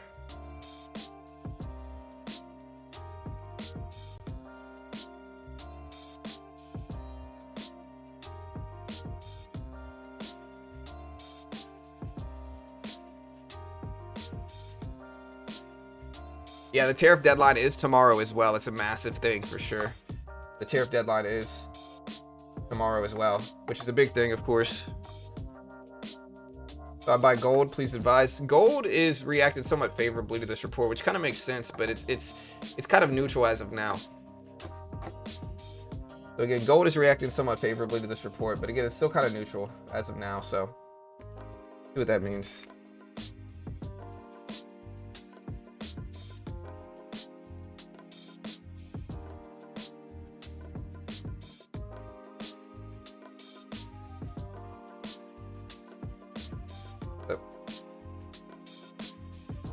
Again, we're ripping up. We're at 23.8 now. The NASDAQ looks like it might break all-time highs. I almost want to buy this. Let's see if we can. We're getting close enough to all-time highs to maybe justify buying it.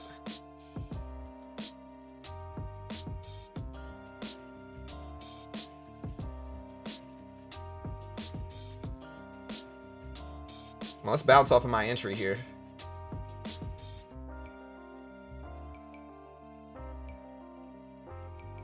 I'm curious if the market's just going to trend sideways too. Sometimes the first move is the wrong move.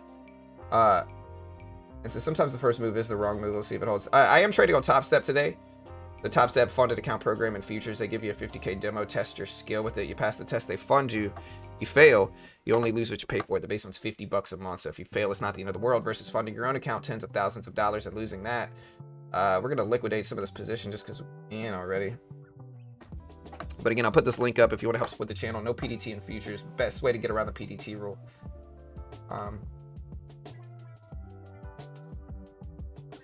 Again, here's the link if you want to check it out. I'll pin it to the top of the chat as well. They're an affiliate or sponsor of mine. I'm biased, but genuinely useful for traders. Great way to help support the channel.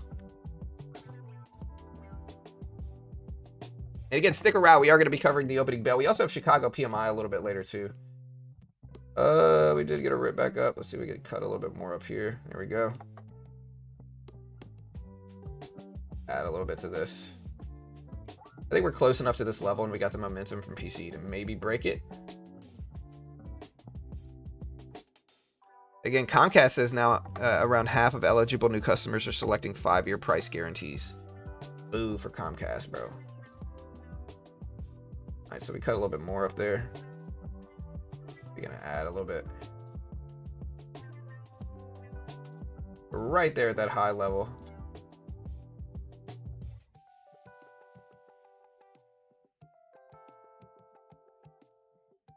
All right, bond yields decreasing here. So here's 10-year treasuries on the right side. They're at 4.33%, decreasing a little bit from this PCE inflation report, which would mean people thought we had a little bit more open door for rate cuts. Maybe a little bit more open door for rate cuts. I'm going to add one more position here to this, and then we're going to leave it alone.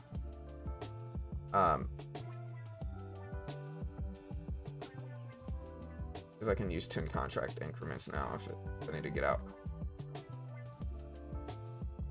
We got close to that high of the day, and now we're kind of turning back down here.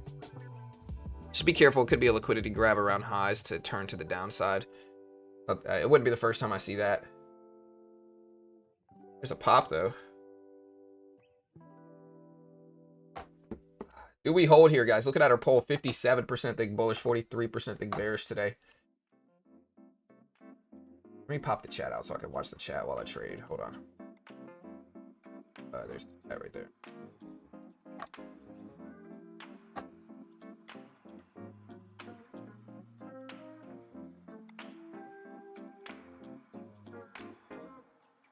What's your answer to free up the housing market in quantitative tightening and MBS securities?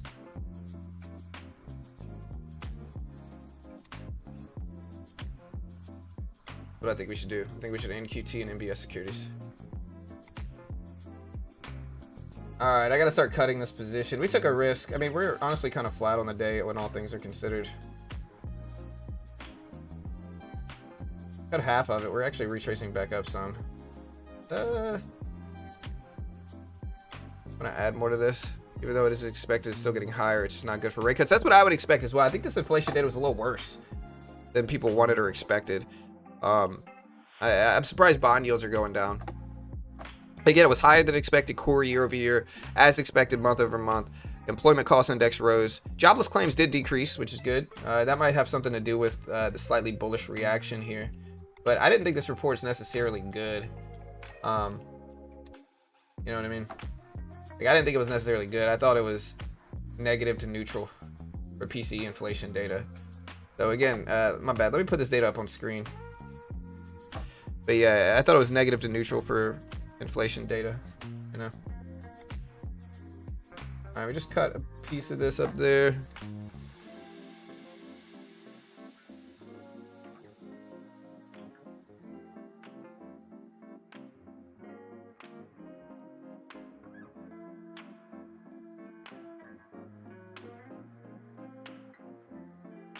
Yeah, for June, 0.3% versus the expected 0.3%. Oh man, I was in this trade looking the other way. I guess I just gotta cut it here. We're actually pretty flat on the day still. I'll put my other account up, but pretty flat on that one. We were up a little bit already.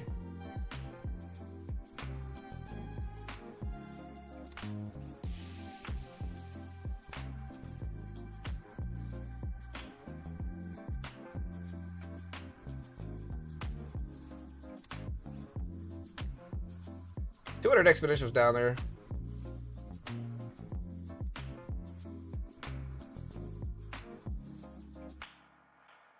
Yeah, the data's out. It's right here on screen. There you go. It's right there below you.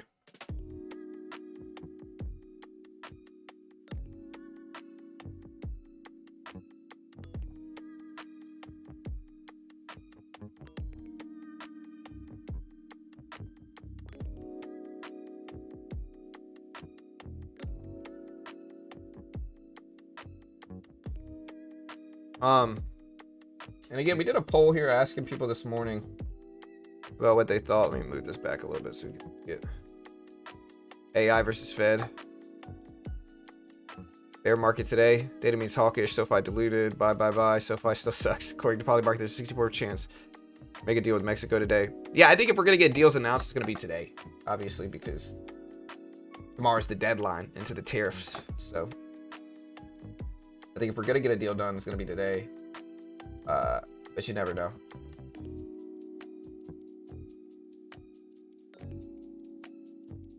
All right, we're kind of flat. We're turning red from this report now a little bit, though, to be honest.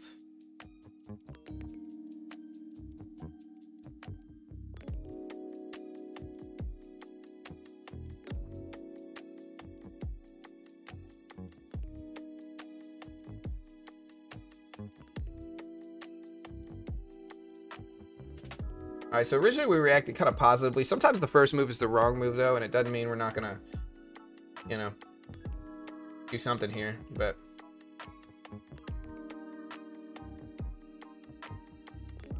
Nasdaq's kind of in this middle range at the 200 exponential.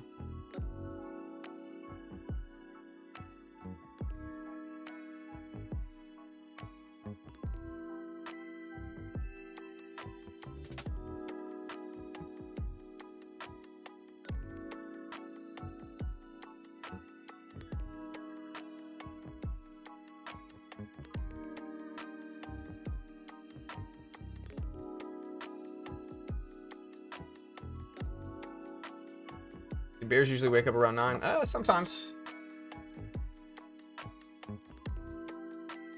We got the 200 exponential right here, so that sometimes causes a little pop up as well. We got gold starting to increase too. Gold at 33.60s. But again, I thought this inflation report was slightly bearish, in all honesty, for me. So I thought this inflation report was kind of bearish.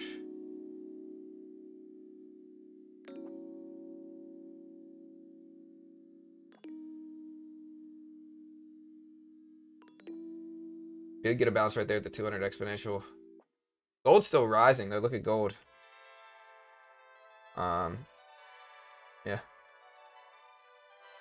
Interesting. So if I just diluted shareholder 67%. Yeah, I heard they did an offering. They keep saying they have deals when there are no deals. Well, we got a European Union deal. The big one is China. I think we're going to probably push that back some in terms of the deadline. I think we're going to push that back some. But you never know. We don't know what we're going to do. So.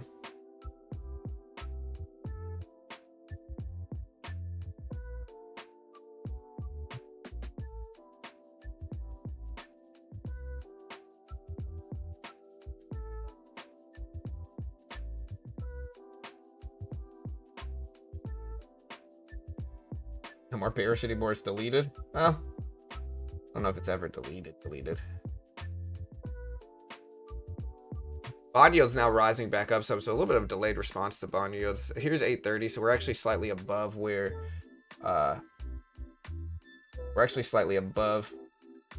we were prior to the PCE inflation report coming out. The EU deal is there in theory, but it seems like both sides had different notes, so it's not legally finished and needs to be corrected. Yeah, I feel you.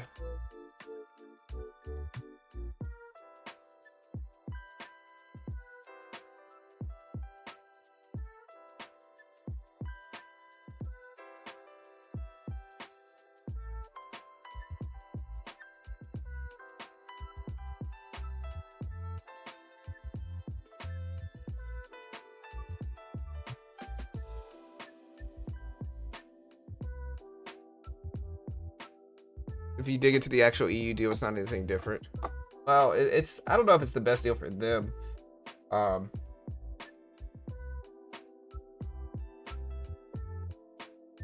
I'll draw my levels here. So we got the big level all-time highs up there. I think we've also had a pretty decent amount of resistance right here at around 8. I'm gonna put it just at 8 right here, which probably is a resistance level.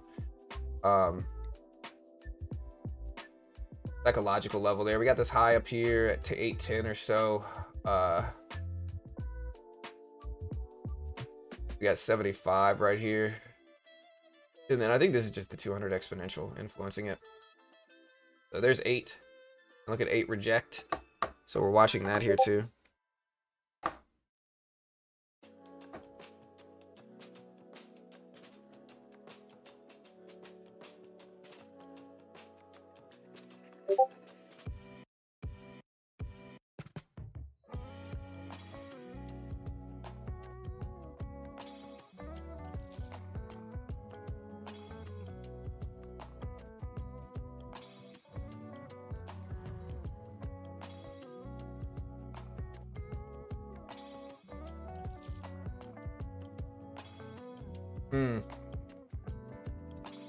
Break my blue line, try to suspend deal of investment. Yeah, so I see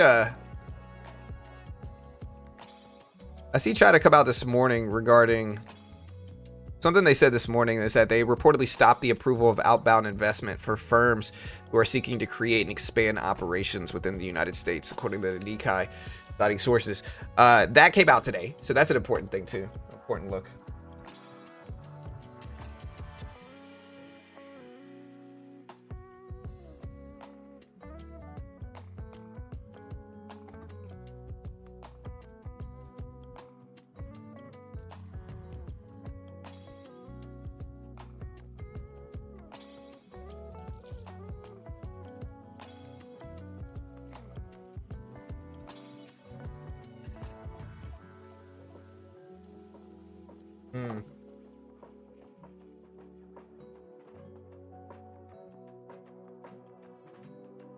They don't need to expand operations here. Nothing does matter anymore. Why is that negative? China suspends deal of investment.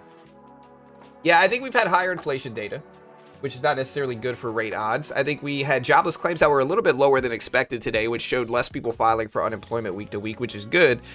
So a little bit mixed results, although I would argue that PCE inflation is the more important, more relevant, more influential report. So that's kind of where I'm at now.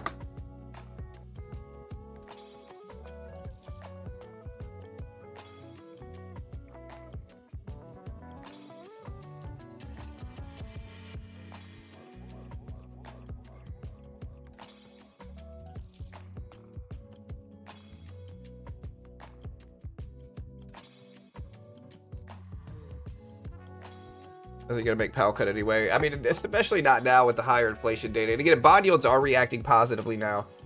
So bond yields increasing, showing a higher interest rate sentiment, which was what I would originally expect. The only thing, though, is that we do have the NASDAQ pushing up closer to this high. Now that we're over 23.8, I might actually attack more.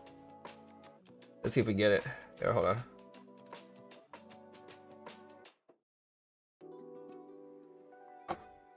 Let me put the other rating here. We're green on the day in this, but not super green. We're like $100 green. I just want to see if we make a push towards highs again. Like, we're close enough to all-time highs where I'm kind of interested. We have Apple and Amazon earnings this evening, so we're watching that.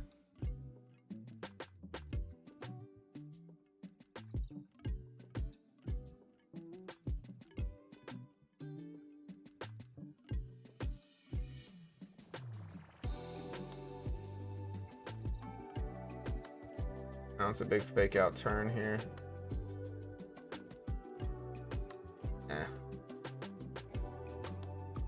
Give it one more second and then not. If not, we'll cut it.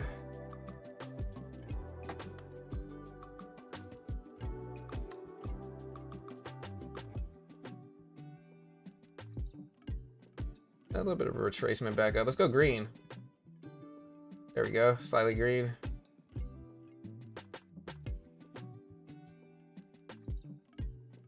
All right.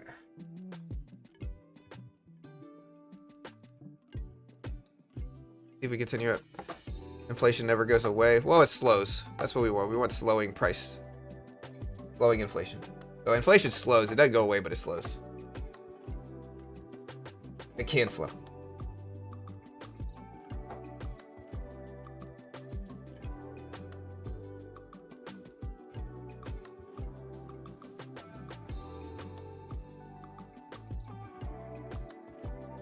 I like a little bit of a mix of both here, to be honest.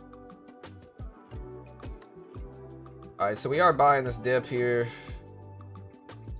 We're gonna add some more into it. See if we can bounce back up. We're very kind of stagnant here in markets, to be honest.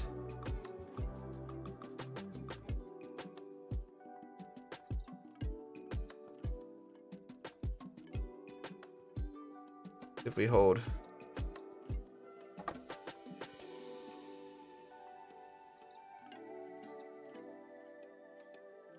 There we go.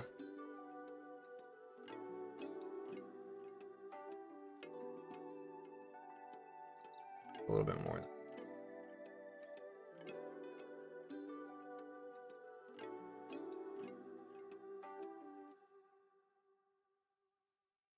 Yeah, I mean, we're close enough to all-time highs to where we might have like a magnet dynamic to that level, kind of more influence.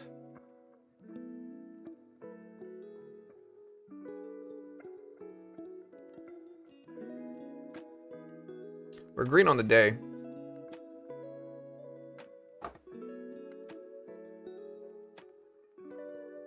Me.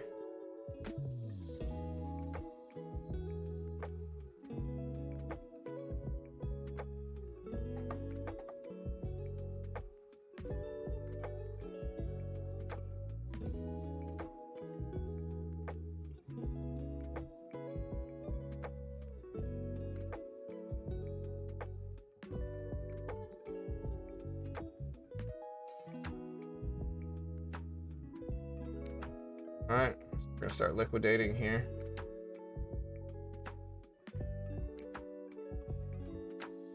The only time I buy at the top of the range, point of impact golf, is when we get within a reasonable ratio around all-time highs.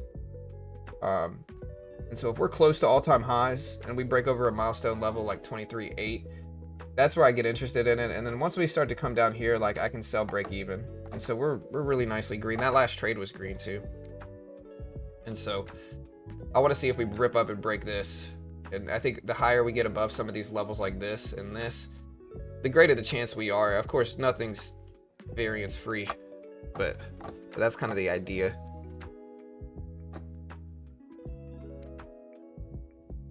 The high inflation, all other big countries have rate cuts, but Powell's still pausing. Oh, Japan paused.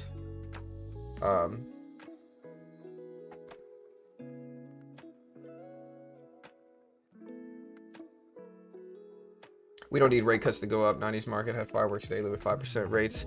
Yeah, the 90s also had the dot-com boom in the 90s, which eventually busted in the 2000 period. So, I mean, yes, but that context is important. All right, so Albert Marley,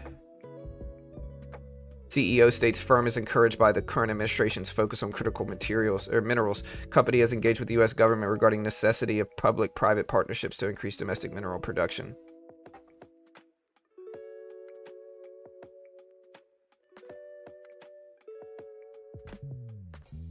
Yeah, YouTube messed with their view counter or something because it's just strange. Like I got two different sources for as like a YouTuber. One is like the live studio, and then the other one is just a watch page, and both of them show wildly different things that fluctuate. Yeah, and so look, again, we're over this 23.8 level. We're watching 23.810 now, but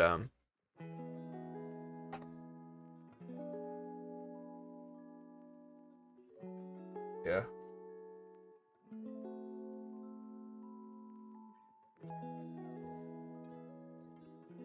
Starting to creep up some. We're at 23.806.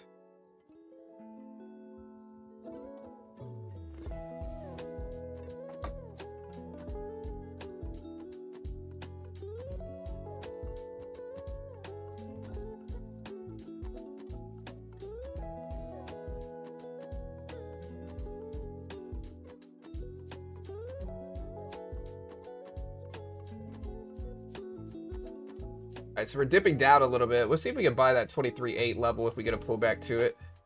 We'll maybe start a little early here. We have a triple top up here, so it's risky, but again, we're going to start small and look to buy down to 23.8, average into it. AI boom will bust too. It's possible for sure.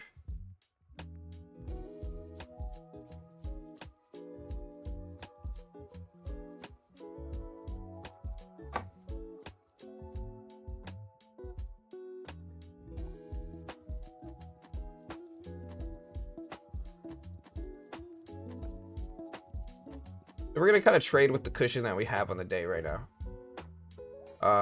If we fail, be all right, but hopefully we don't. There we go, green for a second.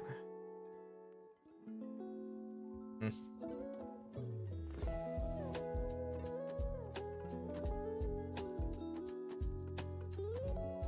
want to see if we make a push higher. We do have like a flag like breakout, but sometimes those are fakey. They like fake you out easy. All right, we're gonna start reducing size just because we're heading the wrong way. I want to see if we bounce at that 23.8 level, so I'll give it a second, but now that we're not over that, I think I just gotta cut it. So now we're slightly red, but we're still kind of flat. Or what we do is we build up a cushion, and then if we fail, then we add to it. Getting a big dip right now at this 8 a.m., 9 a.m. bubble. We're starting to dip now. Heading into the opening bell in 30 minutes. We do have Chicago PMI today, which is very relevant data. See what we get, but Chicago PMI data drops later.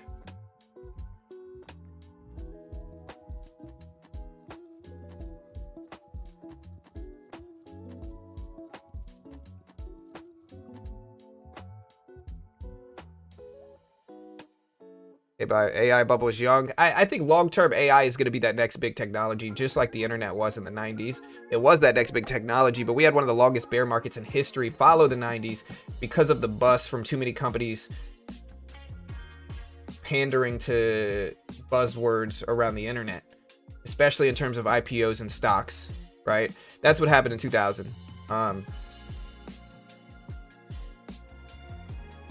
So yeah, that's kind of, so I guess the point I'm trying to make is that while AI is that next big technology, and I think if you hold things long term based around AI, you'll probably make money. But it doesn't mean we're not going to crash, bear market, trend, all that stuff. You never know. All that stuff's very possible.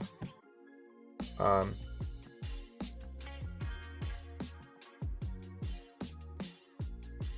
all that stuff's incredibly plausible, possible.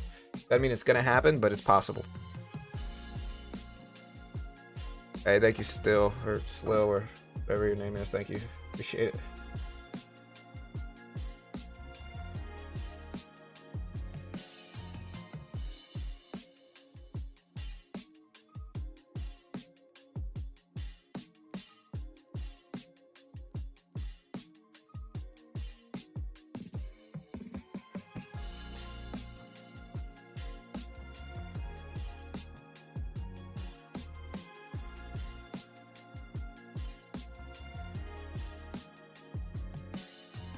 That retracement right there at 23.8. That's why I draw these levels here, is because this makes them pretty relevant.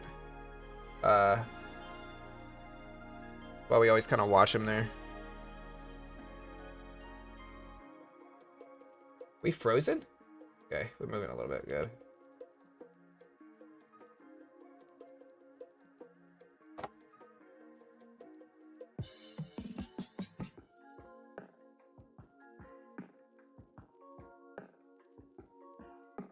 Today's MicroStrategy earnings. Yeah, MicroStrategy, Apple, Amazon earnings today. All pretty big after the closing bell.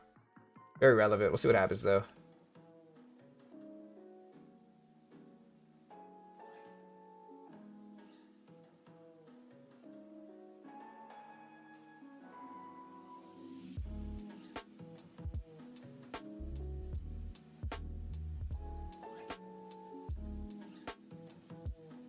Don't have too long until earnings come out. We're kind of stagnating, though. I mean, we did have good inflation, or higher inflation data, but maybe the market's undecided on what it wants.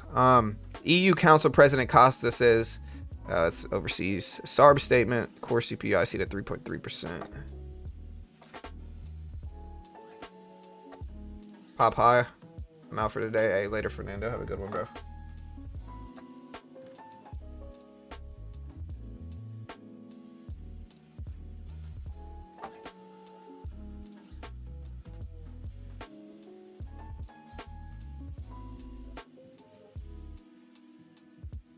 We've got a green trade in the other account, but we're kind of flat now, to be honest. Now we're kind of red, but you know, we keep wanting to test this high, but we're still moving in kind of like a sideways range.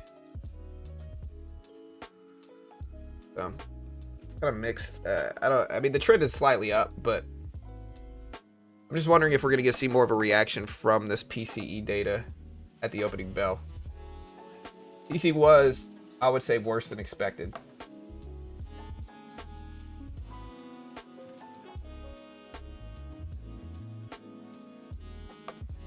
Yeah, I would say it's slightly worse than expected, but who knows?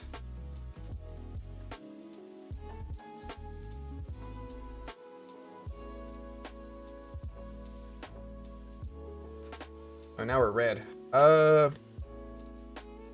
Still green on the day. So Powell was right and President was wrong. Kind of. I don't know if anybody's right or wrong. I think the decision nature is subjective. I think 2.7, 2.8% still pretty solid inflation rate. It's not super high. It's not super risky at this point in time. It's relatively low. Is it above the 2% target? Sure. But it's not terrible. I'm going to trade with some of the profit we have on the day again. Kind of going back and forth in this one on the day, but if we can get a bounce, which lately we've been building up profit. It's been going the other way. And we've been going back to slightly red on the day, to be honest.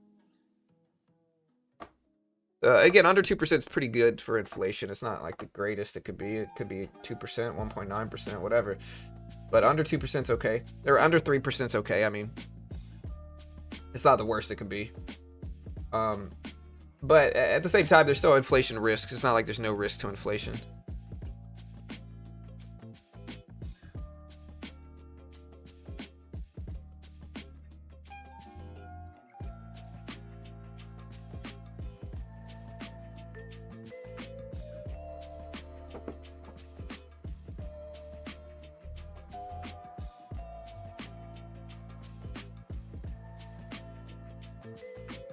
Like Carvana's going up. I think Carvana's getting close to its all-time highs that it hasn't been near in a long time, and so people are just getting really optimistic in that way for it.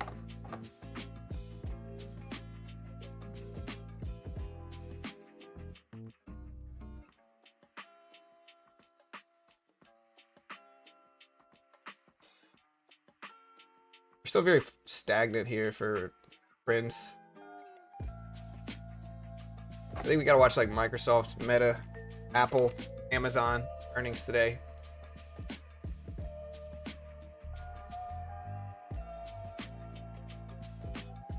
All right, so there we go. We're green.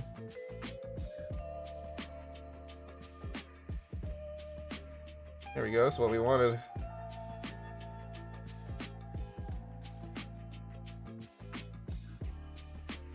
Add a little bit to this now. Try to hold it break even now. I mean, it might not be the best time to add to something like this and hold break even considering the sideways nature of the trend, but what do we get?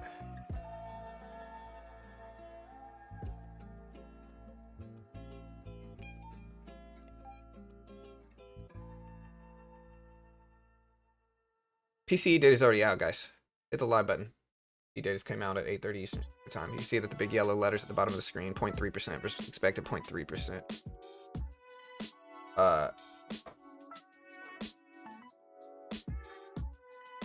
Yeah, I'll probably end up cutting this.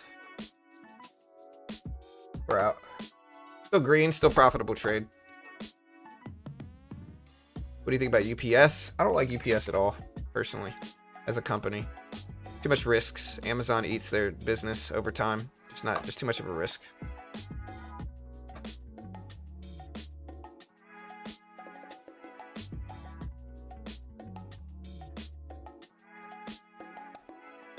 Yeah, I mean, I'm green on the day on this account. That last trade was green too. But the range is so tiny here. It's just not good. Here's the range. You know, that's the range. It's not easy to make money. Somehow we've been buying close to this and selling close to that, and we're green over 100, but not like really green and not easy to make money.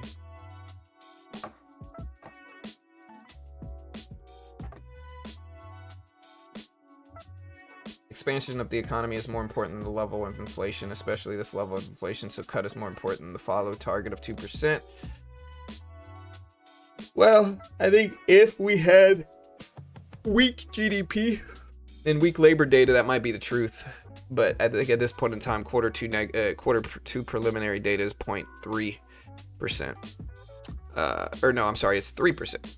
Quarter two GDP was 3% yesterday. So while I could agree with you there, do we need to expand the labor market more than that is the real question. And I'm somewhere in the middle.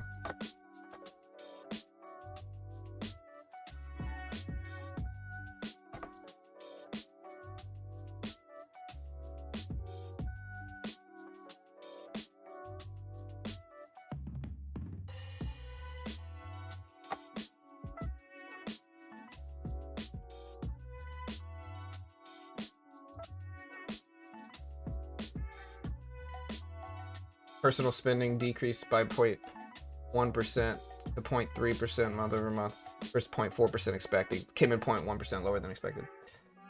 Chicago PMI also drops in 35 minutes or so after the closing bell or opening bell. But again, NASDAQ, S&P, Dow are kind of choppy.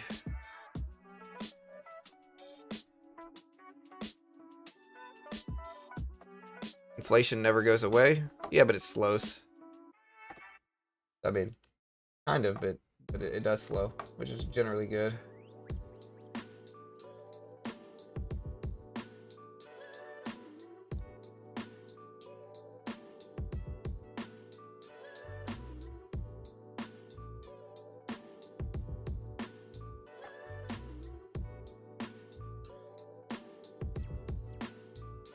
Yeah, I mean, that's actually true tasking, which is 3% GDP was almost all government spend. Other metrics were lower, that's true. But I think then you got to pivot to payrolls and unemployment data, which we get tomorrow. Let's see what payrolls show up as tomorrow. So it depends on what payrolls and all that stuff show up as. Alright guys, we got 18 minutes left until the market opens.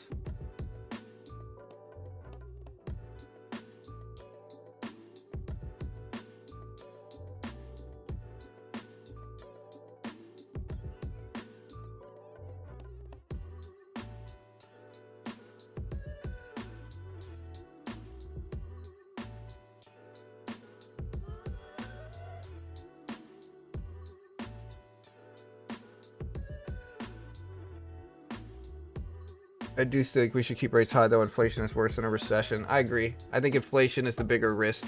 I would rather us enter a mini recession if it means we have price stability versus not enter a recession and have inflation rise. And I know that's going to be the opposite of what a lot of people believe. I just think we've had too much inflation issues over a 5-year period to really not focus on inflation. And I've said this a lot. But at the same time, with that said, again, I'm kind of neutral because of what I'm about to say. At the same time, I do think you could argue a balanced rate cut yesterday. I think if you continue QT, you could do a 25 basis point cut yesterday, or the pause is justified, I think, as well if you end quantitative tightening, especially if you want mortgage rates to come down, which is the biggest complaint right now regarding high rates is mortgages. If you end the quantitative tightening in MBSs, the reduction of MBSs from the Fed's balance sheet, that should decrease mortgage rates in some way at least and be a balanced act versus just pausing and continuing QT, which are both somewhat restrictive at the current level of the federal funds rate. And so I'm kind of neutral. I fear inflation, but I also agree that I would like to see mortgage rates decrease. And with that, you gotta at least end QT and MBSs. I think we should have done that already. If we're trying to remain neutral, we should have done that already, and then you can make the rate decisions to accompany it. But anyways, Apple's pushing up.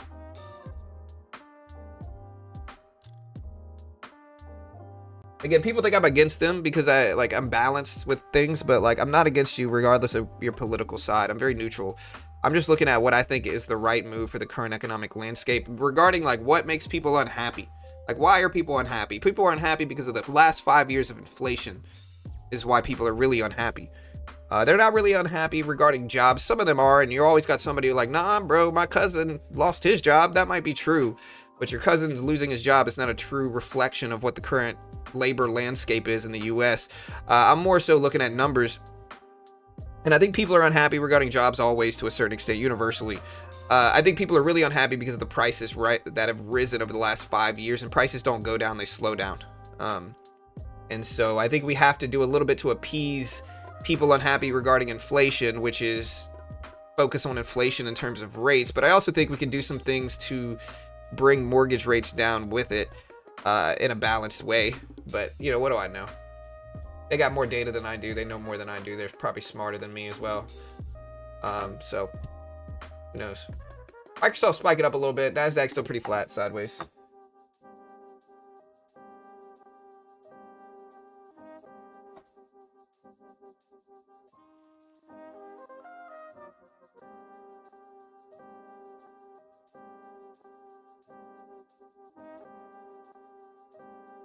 U.S. President and Mexico's president are scheduled to speak this morning. Mexico is set to present its tariff proposal a day ahead of the August 1st deadline, according to CBS's Jacobs. So, are we going to get a U.S.-Mexico deal done today? Probably, it looks like, but we'll see.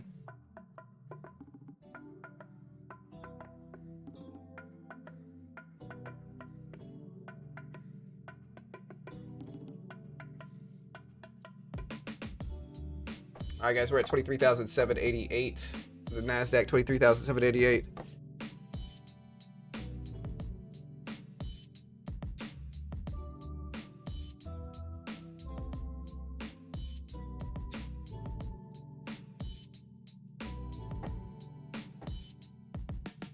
Nobody's going to fight you for shorting. I'm not mad at you for shorting.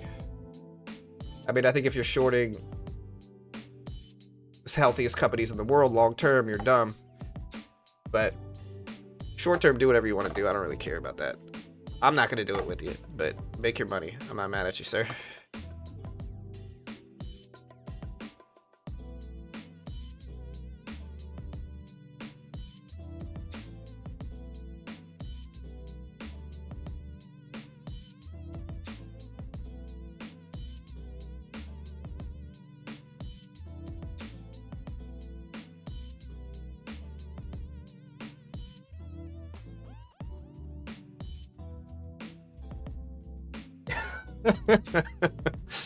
Do you hear the stuff the president said regarding Powell this morning on social media?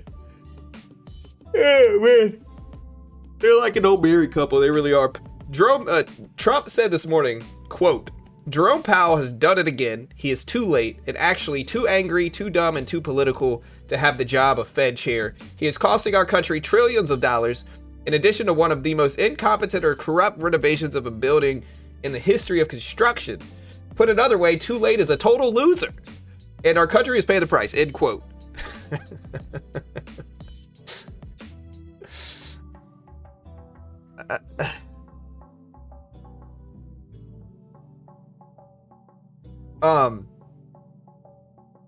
It's just funny to hear a president talk like that.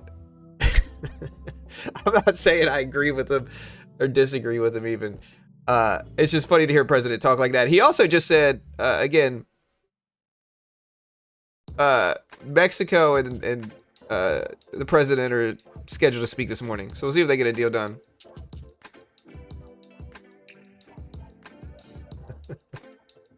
All right, guys. Hey, we got 11 minutes left until the market opens. 11 minutes. NASDAQ actually coming back down a little bit, so me getting out of my longs where I did was probably smart, I guess. But we'll see if 775 props this up here. We got 12 minutes into the opening bell.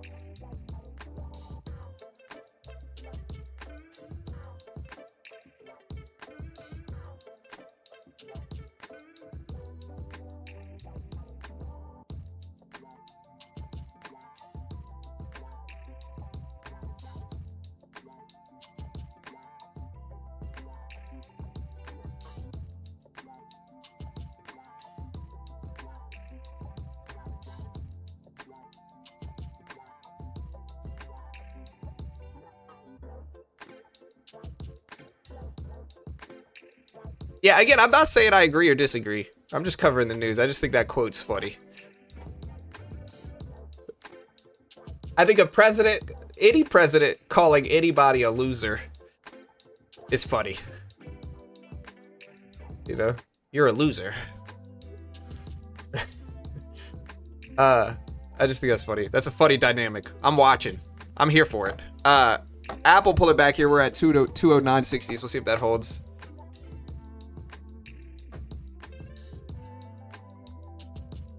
All right, so we're down to 775. Yeah, I'm just talking about today.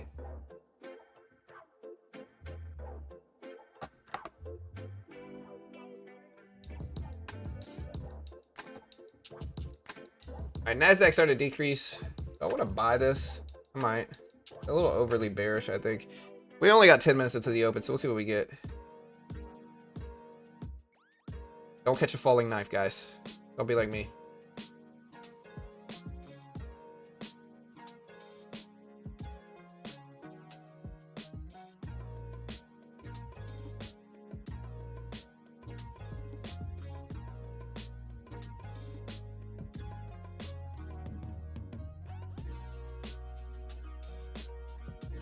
All right, we're out. We just made another $100 there. Scalping it. Avi believes his Parkinson's disease portfolio has collected potential to be a multi-billion US long-term opportunity. Yeah, Apple and Amazon earnings after the closing bell. Yeah, go Tigers. Yes, sir, JB. Thank you.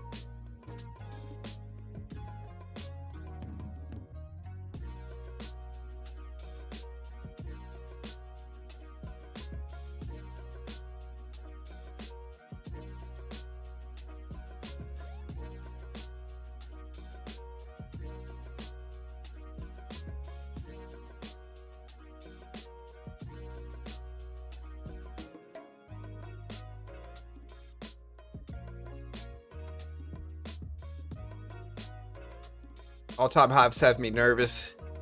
Yeah, I mean, it's a weird market, man. We got pushback rate cut odds, all-time highs for Meta, Microsoft, NASDAQ, S&P this morning. Yet. Yeah.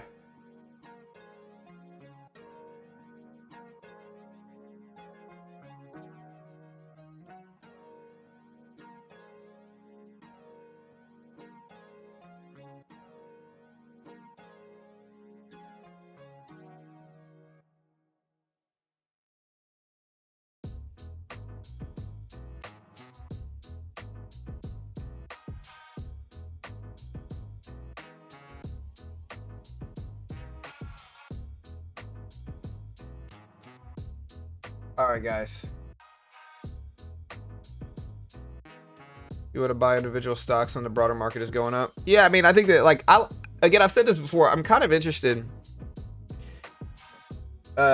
in United Health where it's at right now at 260. But again, I'm not saying, like, we're close to the lows as well, though, of the last, like, 5 years. But I think it's undervalued, potentially, right where it's at. It's still a risk, though. It's not like it's risk-free. I'm not an investment professional, guys, and I'm not liable if you lose money. Always make your own assessment. Trade smart. I can't guarantee anything.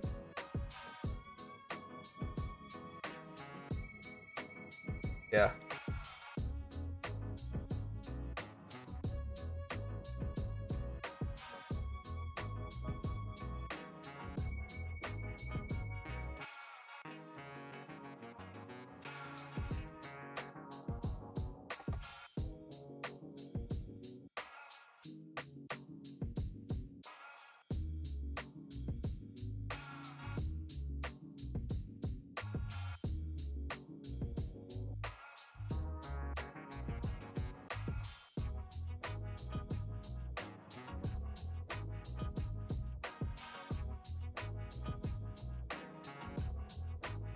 All right, so we're still testing this 775 level. See if that level holds. Yeah, people talking about Meta, and then Meta breaks all-time highs.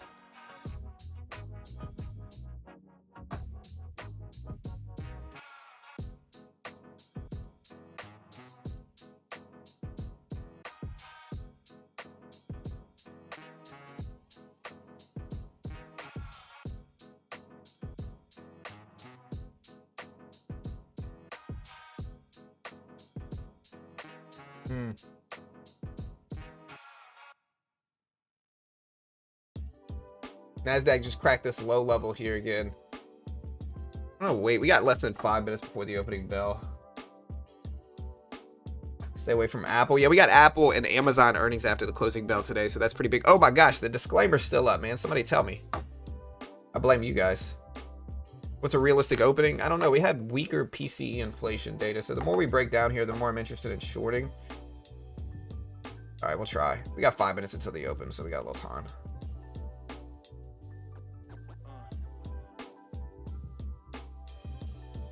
That's a big down wick too, so we might retrace. We're also under 775, so maybe that level will hold.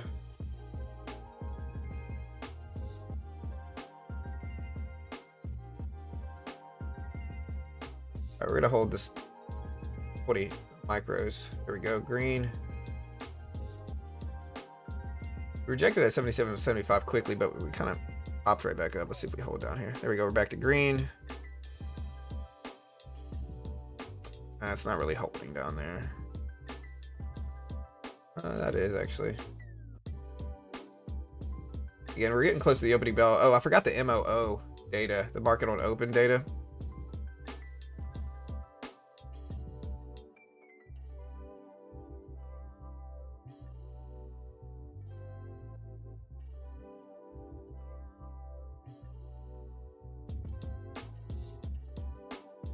There we go. Got it right here. There we go.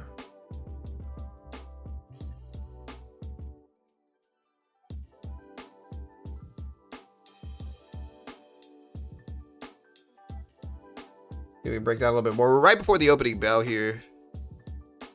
Problem is Apple just kind of popped back up, but we're still kind of green in this position.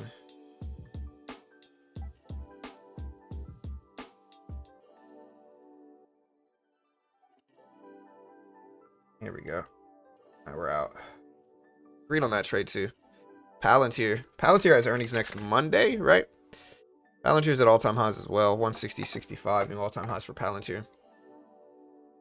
Dovish green. Yeah, I don't know what we're going to get, honestly. I think the market's weird right now. All right, we're starting to flush down here, chat.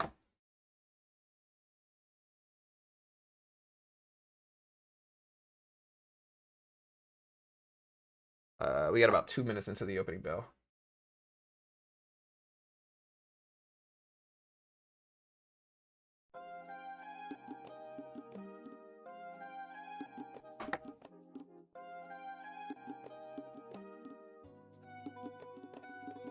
Google. I don't know. I think AirPods was a good idea. AirPods have gotten pretty freaking big too. Apple now dumping down as we speak here. Is this a news release for Apple or just the market on open affecting it? We got about a minute and a half left. Let's see what Apple's doing here though.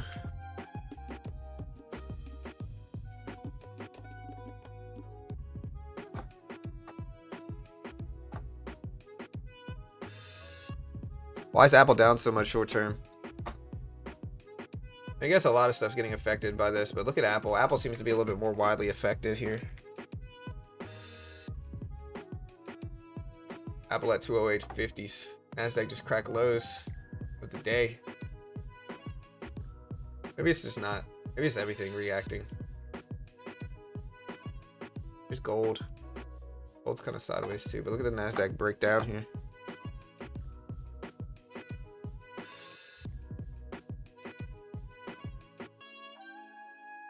Apple liked Microsoft and growth. Yeah, maybe to a certain extent. All right, guys, we got 35 minutes left.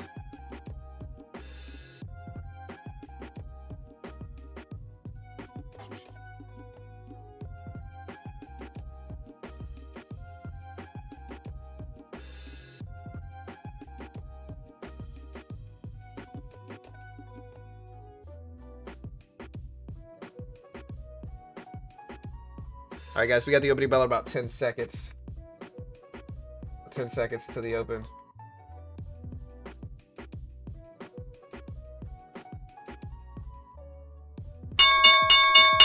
All right, there's the bell. Let's see what we get today. Hit the live button next to the play button. Nasdaq breaking down from PCE.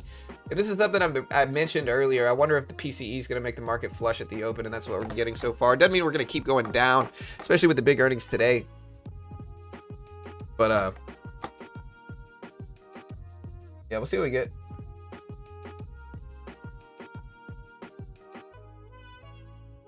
Nasdaq flushing. Wow.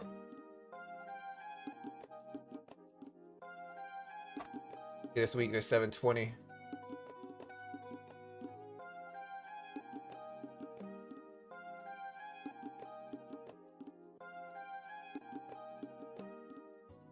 Nasdaq still flushing. Let's watch 700 right here. Level right here.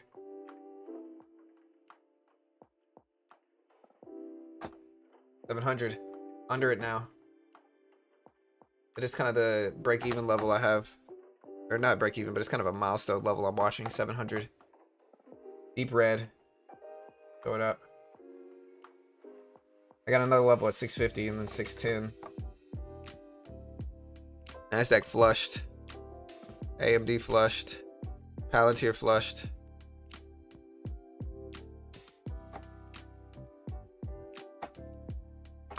The big dip. We're too close to the opening bell for me to trade yet, but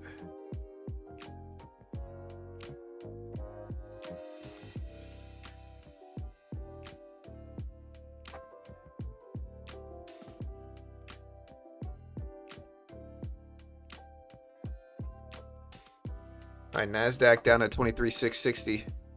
Apple just bounced a little bit though. Let's see if we bounce. I'm watching 650 for potential bounce level. We're only 2 minutes into the day. SoFi after their offering. Yeah, but they went up to 25 and then did the offering and then came down to 20 and they're back up to 23. So they're kind of volatile. All right, so here's my level, a bounce spot.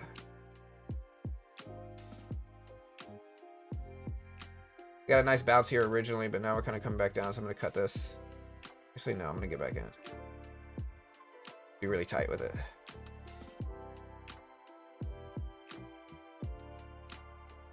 Talked about 650, a bounce level. All right, we're out. Nice. We talked about 650, look. And it's never perfect, like it's never exact science, but that's pretty close to my level. Amazon's still breaking down. It's at 233,000, filling some of this gap. Palantir is as well. Palantir down to 158.20s. Apple bounced at 208. Support Palantir almost red on the day.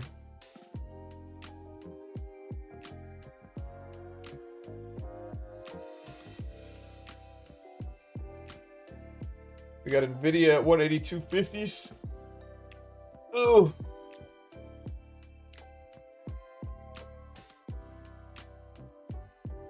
$650 level held.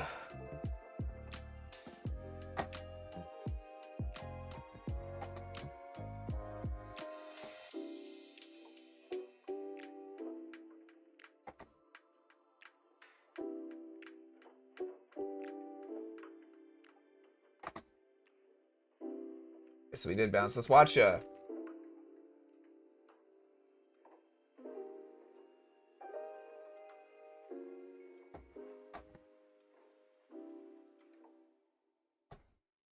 watch what happens.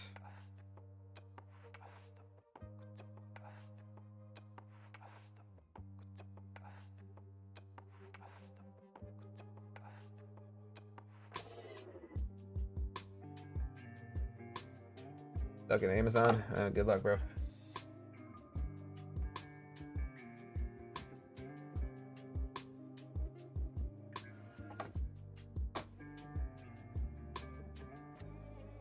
Yeah, I did my Top Step commercial once already.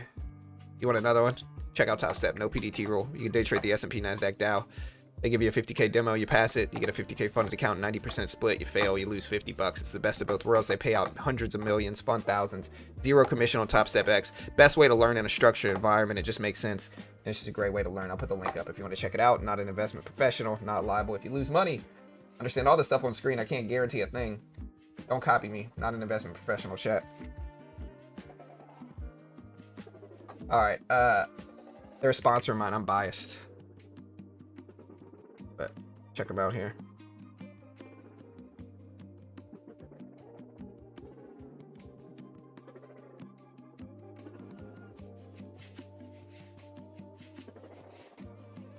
I kind of want to short this, but we're a little bit too close. I'm the top 3 least professional person ever in the world right now.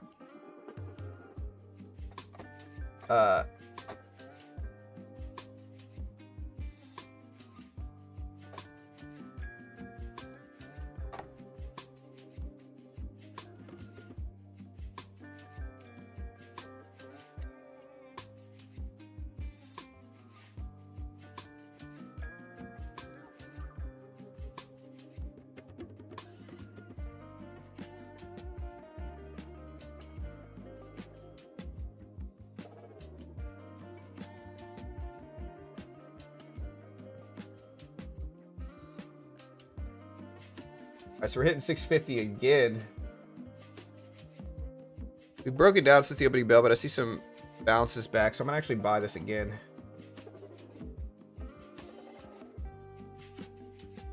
Alright, we took a piece off. I got out way too early there. Hold on, let me buy this back up. Maybe add some more. It's a small position though. We're getting some volatility here. We're now under the milestone level of 650. I just want to see if we get a liquidity grab, and then I'm gonna cut it.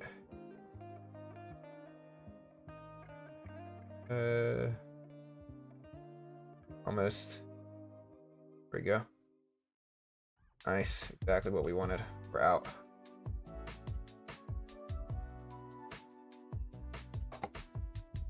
Nvidia testing this low level here though. We'll see what we get. We got Chicago PMI data in about 8 minutes too.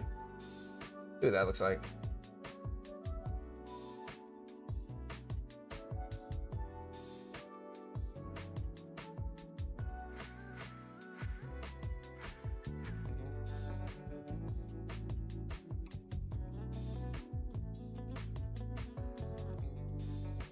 Back down to this level, 650.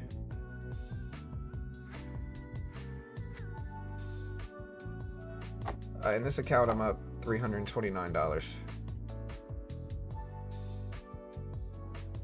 It looks kind of red here, though, so I might pivot to shorts pretty soon.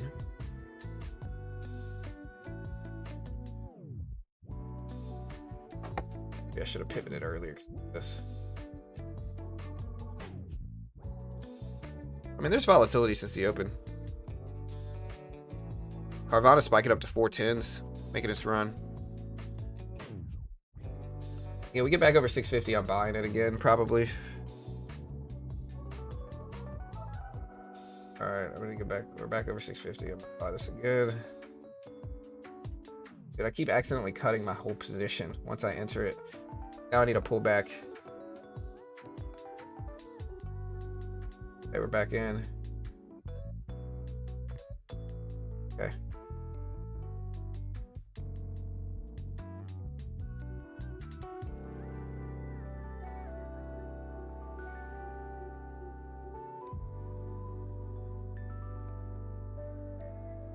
There we go. Let me fill on that last one.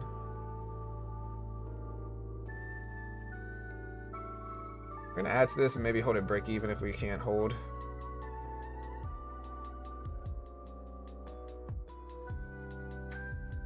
Okay. Same thing here with this retracement. Like 2. Kind of flattening out. We do have Chicago PMI. That's 5. We're not going to take more than 5.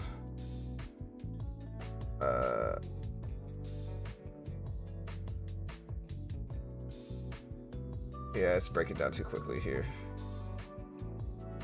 I'm going to short this again too. But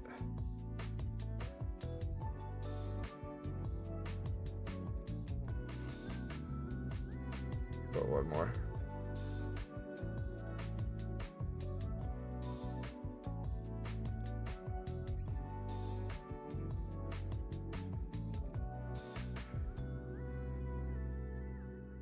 What originally worked, we're kind of in this like no man's land now.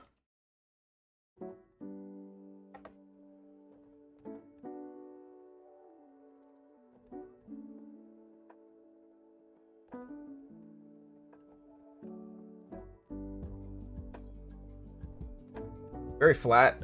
Chicago PMI drops in 5 minutes.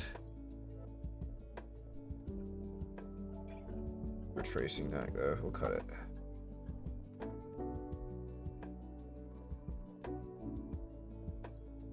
Gotta go back and forth. Finally, there's the breakdown we wanted this whole time. Can hold the rest break even now, I think. Crack this low.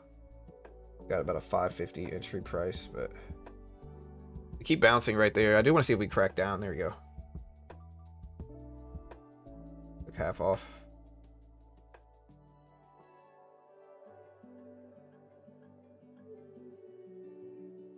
Apple turned, dragging us down.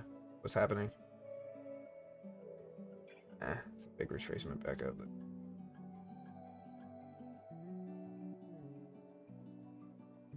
My level held too well. Alright, we're gonna switch to our other account here. I think we're slightly red on this one.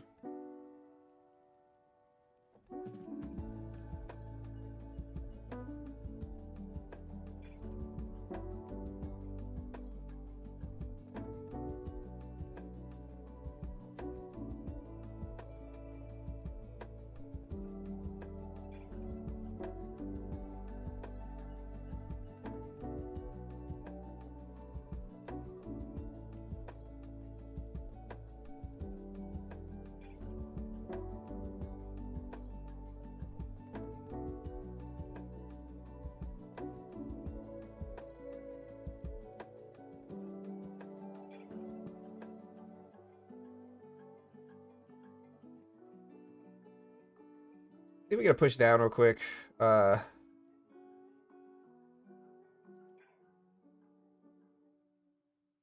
Keeps testing this 650 level.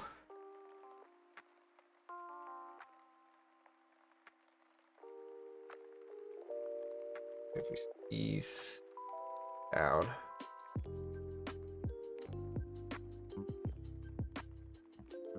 Alright, Chicago PMI drops in about 2.5 minutes.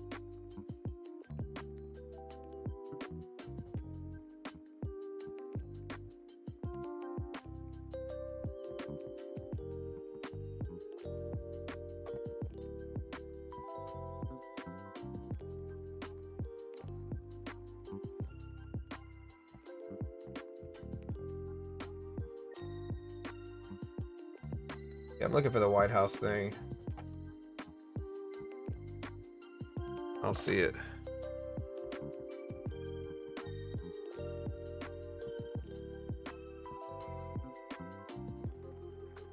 Palantir rebounding back up. The Nasdaq still testing this low level. Apple chopping sideways, really. We got 2 minutes left before this data release of Chicago PMI. But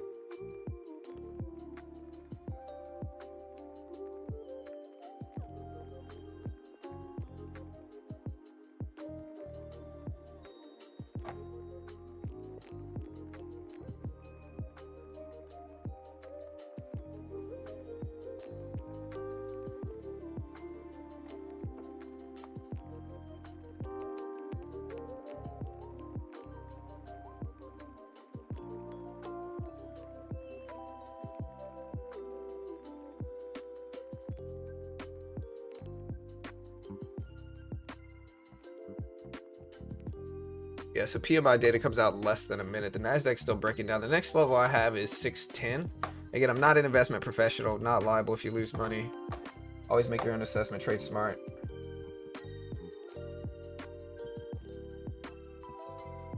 PMI is not really a big mover. Chicago PMI, that is not really a big mover. We do have the Atlanta Fed GDP data coming out for Q3 at 11:30, expected at 2.9%. So that's coming out to, again, about 30 seconds left.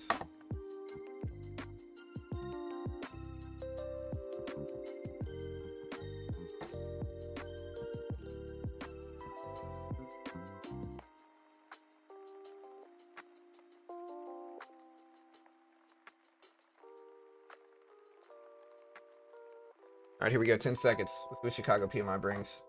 Expect to have 41.9 or 42. Lower is weaker for manufacturing.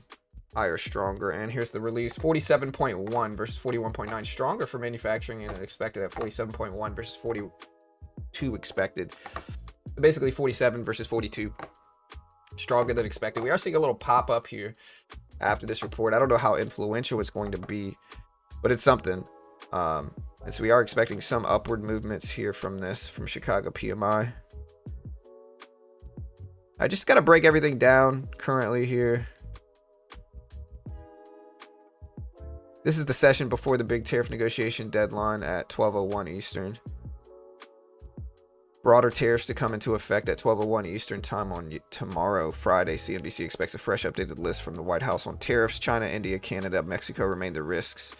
U.S. President plans to sign a new executive order today imposing higher tariff rates on several countries that have been unable to reach negotiated agreements by the Friday's deadline.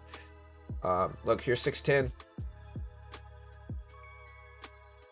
Bro, I really gotta start looking at my levels better because even if we end up breaking down under 610, if it can show me where the market's going to take a pit stop as it just did, here's 610, here's the bounce, we did the same thing here, there's the bounce, and so if we can see where the market's going to take a pit stop like this, I can make some money, get us some good trades, higher probability trades. But even if we continue down, like we're kind of running into a string of support that I have here, and so yeah, we'll see what happens. But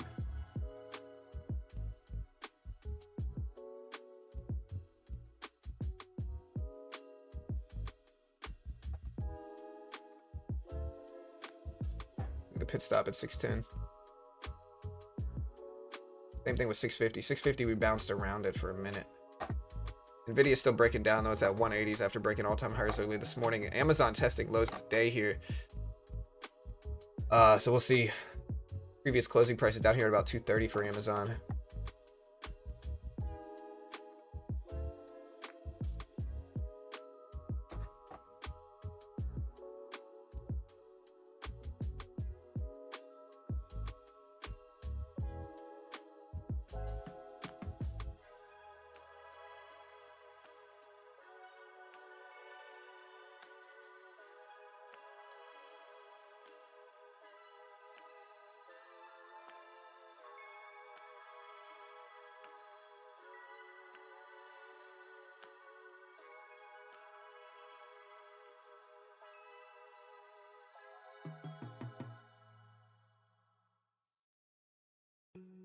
It's so probably going for high of the day. So look at the bounce. We bounced exactly where? 610. Yeah.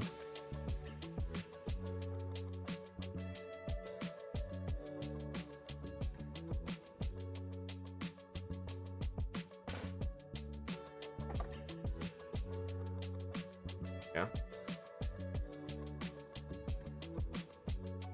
You're welcome, guys. You know? You like my lines, Charlie? Thank you so much. I appreciate it. Top 3 levels for sure. Very easy to predict these levels here, you know. And you can also see it's not just one level. We got a string of supports that I had on the chart right here. So that's where we bounce. Interesting.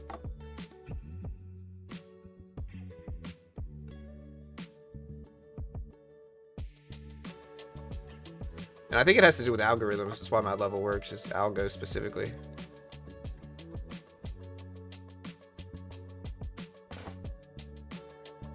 And they're not perfect. They're not going to work every single time. But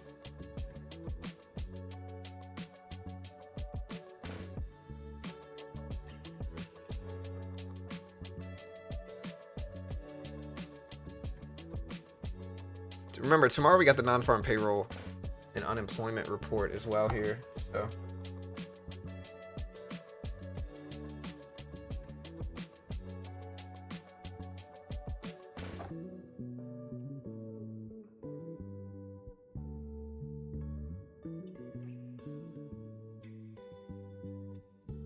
I'm gonna short this. A little risky, but that's all right. Pretty green day overall. But I think I move back down to test 610 makes sense.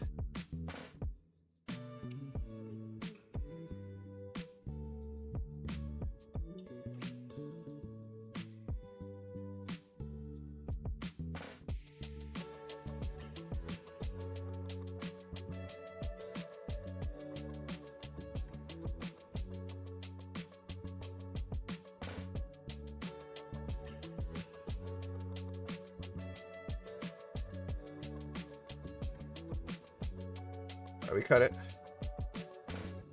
Got out green. 650. So testing it. Now we're back over it. I think the easiest way to play the levels is just look for extension, like extension, extension, extension, extension, line of support here. So reasonable spot to call a bounce. But everybody's different.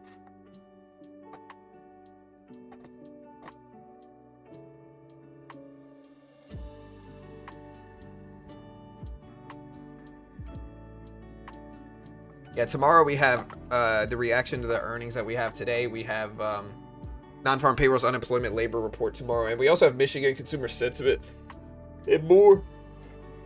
So.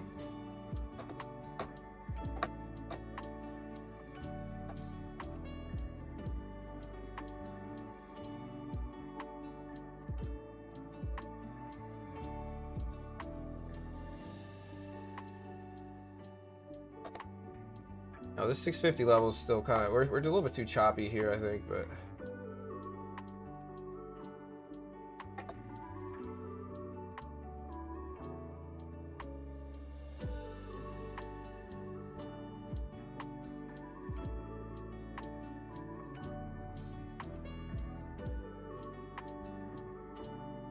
Yeah, 9%, but 8% growth year over year, $13 price target.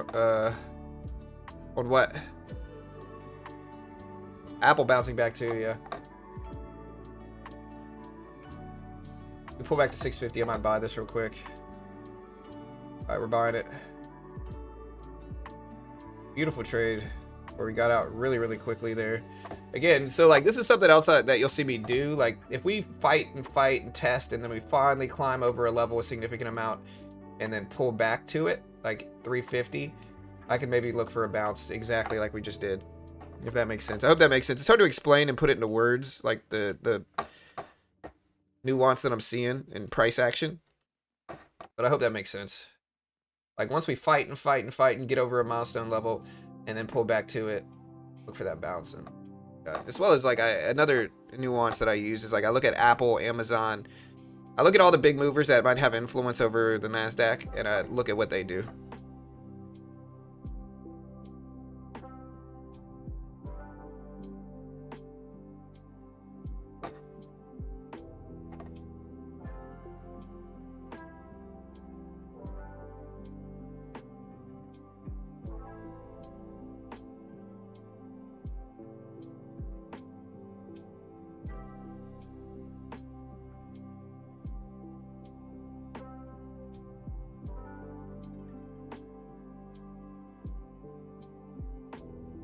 Yeah, tomorrow's a very volatile day, man. We honestly got a lot of stuff happening tomorrow. Still rising back up here. I'm looking at 700. We get up to 700, I might short. We could bounce right there at 88, so I think I'm going to have a short price target to like 88 or 90. Just a little 10 move. But see if we get up there. Palantir is starting to break out. Apple's testing the previous closing price. AMD's rebounding back up as well. Nvidia's fighting its way back up. It's at 182s, and it's pretty close to all-time highs as well. Nvidia all-time high is now, what, 185s. So we're at 182s, about $3 away.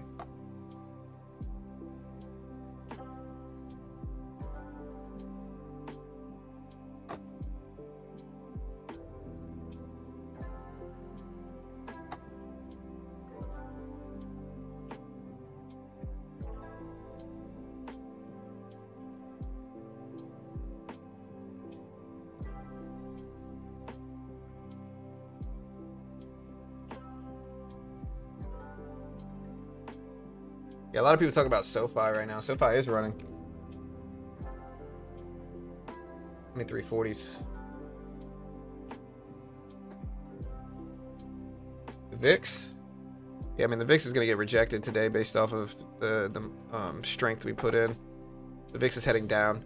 VIX goes up whenever market goes down, and volatility is high.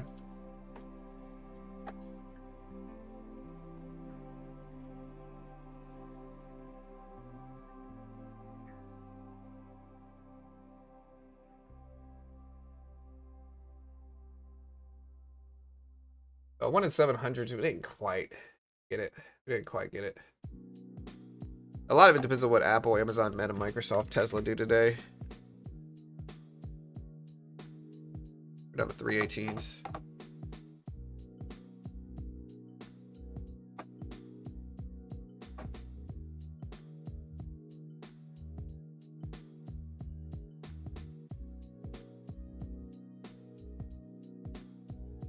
At 10 a.m. we don't have anything, do we? I don't think so. Nothing at 10.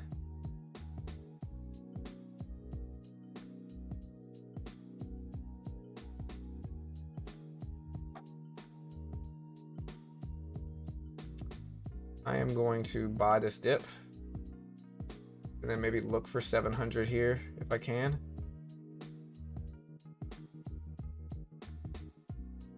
Immediate nice push in my direction.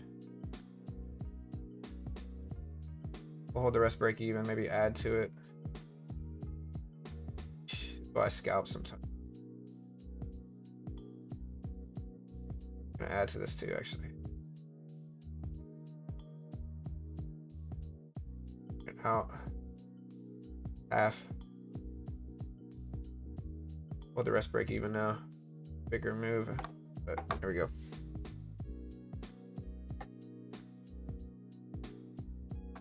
I wanted to get out here at the 690 level. It just went there really quick, so it looks like a very short-term scalp, but we went up to this level very fast. Yeah, now I'm looking at 7. Might pivot to a short if 7 holds its resistance. Tesla at 318s.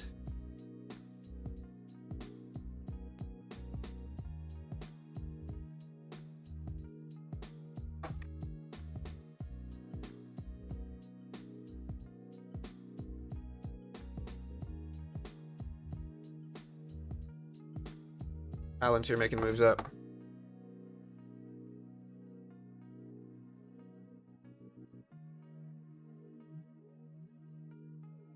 Hey, later, Lee. Have a good day, brother. All right, so look at 7. There's 7. Remember, originally we had a trade idea from 7 down to this, and that's almost exactly what we did. We went to 7, right down to this.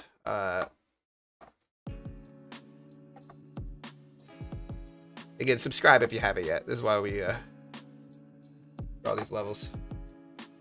We rejected at 7 exactly. Look, but momentum's too strong. Looks like it's not going to stop it. See.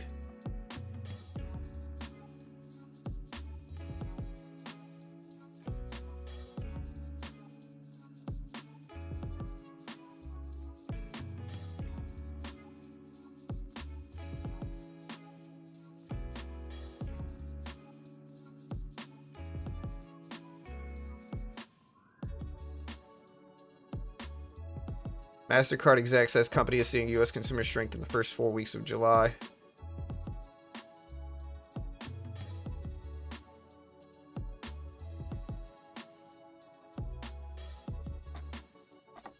Alright, so look, here's that previous level we talked about, 7 down to 688.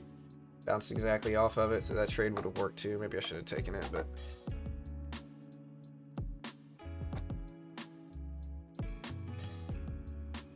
Again, it's not an exact science, but 700.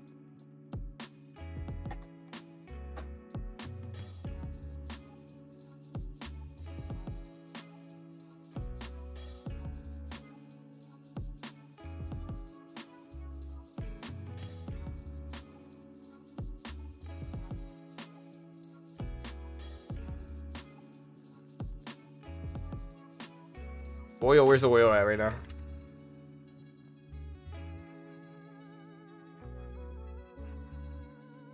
Yeah, I was re-listening to one of my streams yesterday. I sound like the biggest nerd ever on the stream. You know, when I first wake up in the morning, I sound, my voice is nice and deep. I'm like, hey guys. I get excited about something, my voice kicks up about, you know,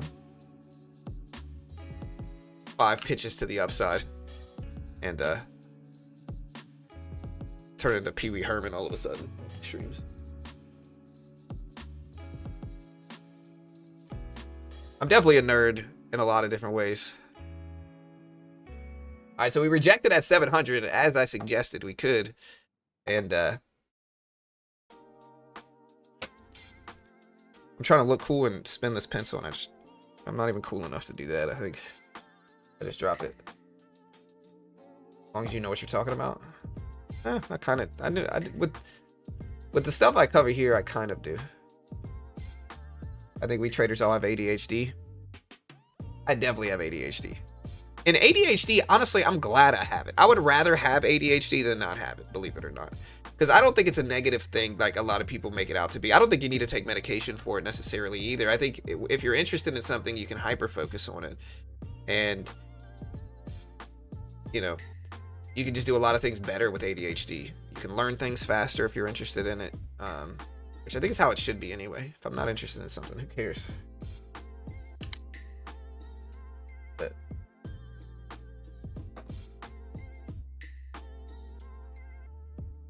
you're a good active nerd. Love your I'm definitely a martial arts nerd. 100% martial arts nerd.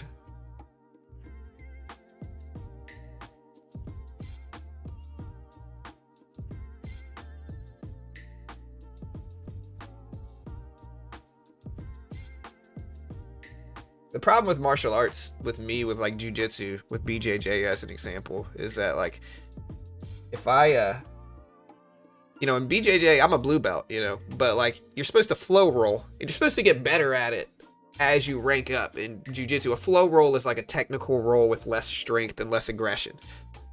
But my issue is that because I'm hyper focused on the roll,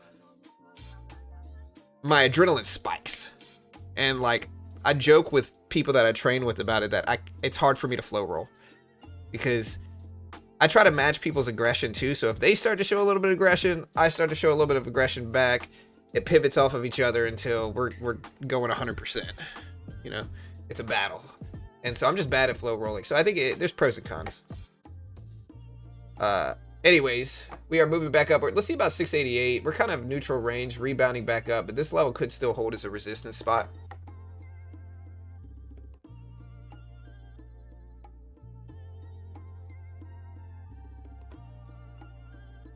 Yeah, I understand that comment was redundant, Rover, but you should use it anyway. You know. 2 years, 2.5, 2 years or so. I got my blue belt, what, like 6 months ago, though. All right, guys, so we're at 688s.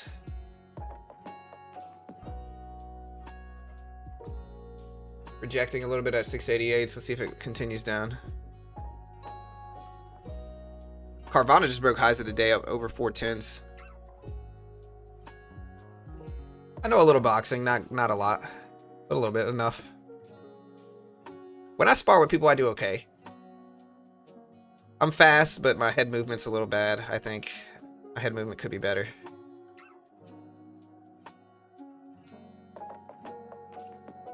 Alright, SoFi up to 2380s. Alright guys, again, check out Top Step if you want to help support the channel. No PD&T in futures. You can day trade the S&P, NASDAQ, Dow, Russell, gold, some currencies. Get you around the PDT roll. You can get started for $50 a month versus funding $25K or even $2K if they change the rule. No PDT in futures. You can day trade the S&P, NASDAQ, Dow. Very similar to day trading stocks. They give you a 50K demo. If you can make 3K in profit without losing 2K following their rules, they fund you 50K, 90% split. If you fail, you're out $50. It's not the end of the world. It's a great way to learn. There's the link right there if you want to check it out. They're a sponsor of mine. I'm biased because I get paid by them, so I understand all the stuff on screen. Can't guarantee anything. Not an investment professional. Okay, guys, so we did reject at 688. Look at this. Right around where I said we might. At this point, we're really chopping sideways. SoFi broke highs of the day. Carvana broke highs of the day. How many belts are there? There's white, purple, brown, black. White, or if there's 5 belts, there's white, blue, purple, brown, black. In jiu-jitsu. But it takes years to get each belt. It's not like karate where you have a black belt in 6 months. You know?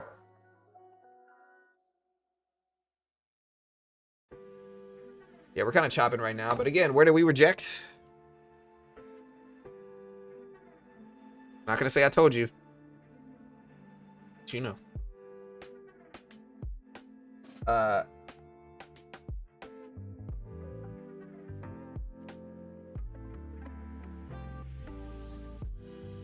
Yeah, but nobody really has those unless you're like freaking one of the legacy Gracies. They're the only people that really has legit red or coral belts.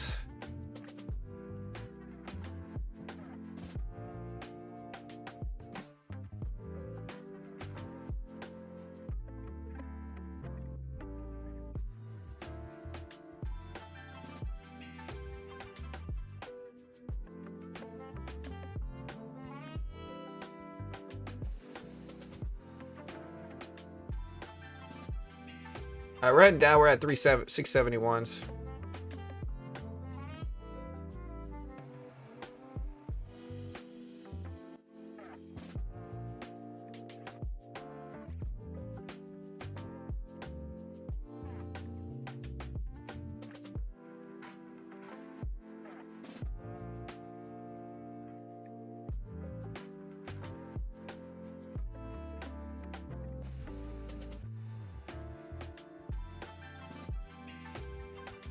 don't know, man.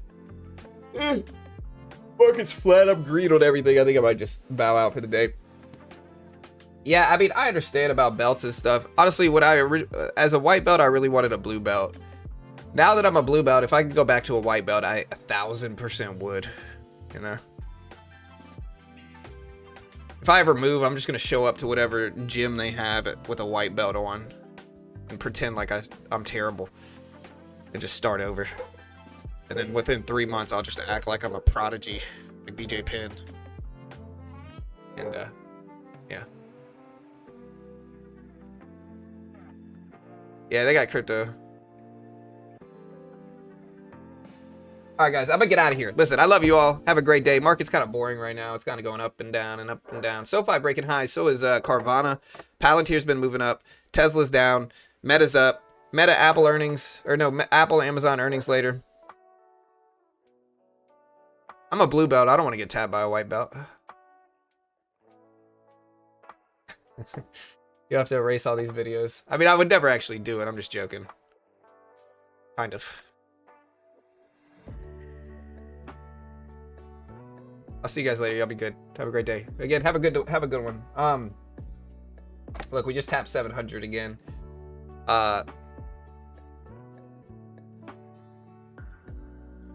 Right. I mean, I've been tapped by a white belt. It happens. Why is the initial drop this morning? Maybe from PCE inflation data. Meta's actually popping up right now, too. It's what's helping drag the market up.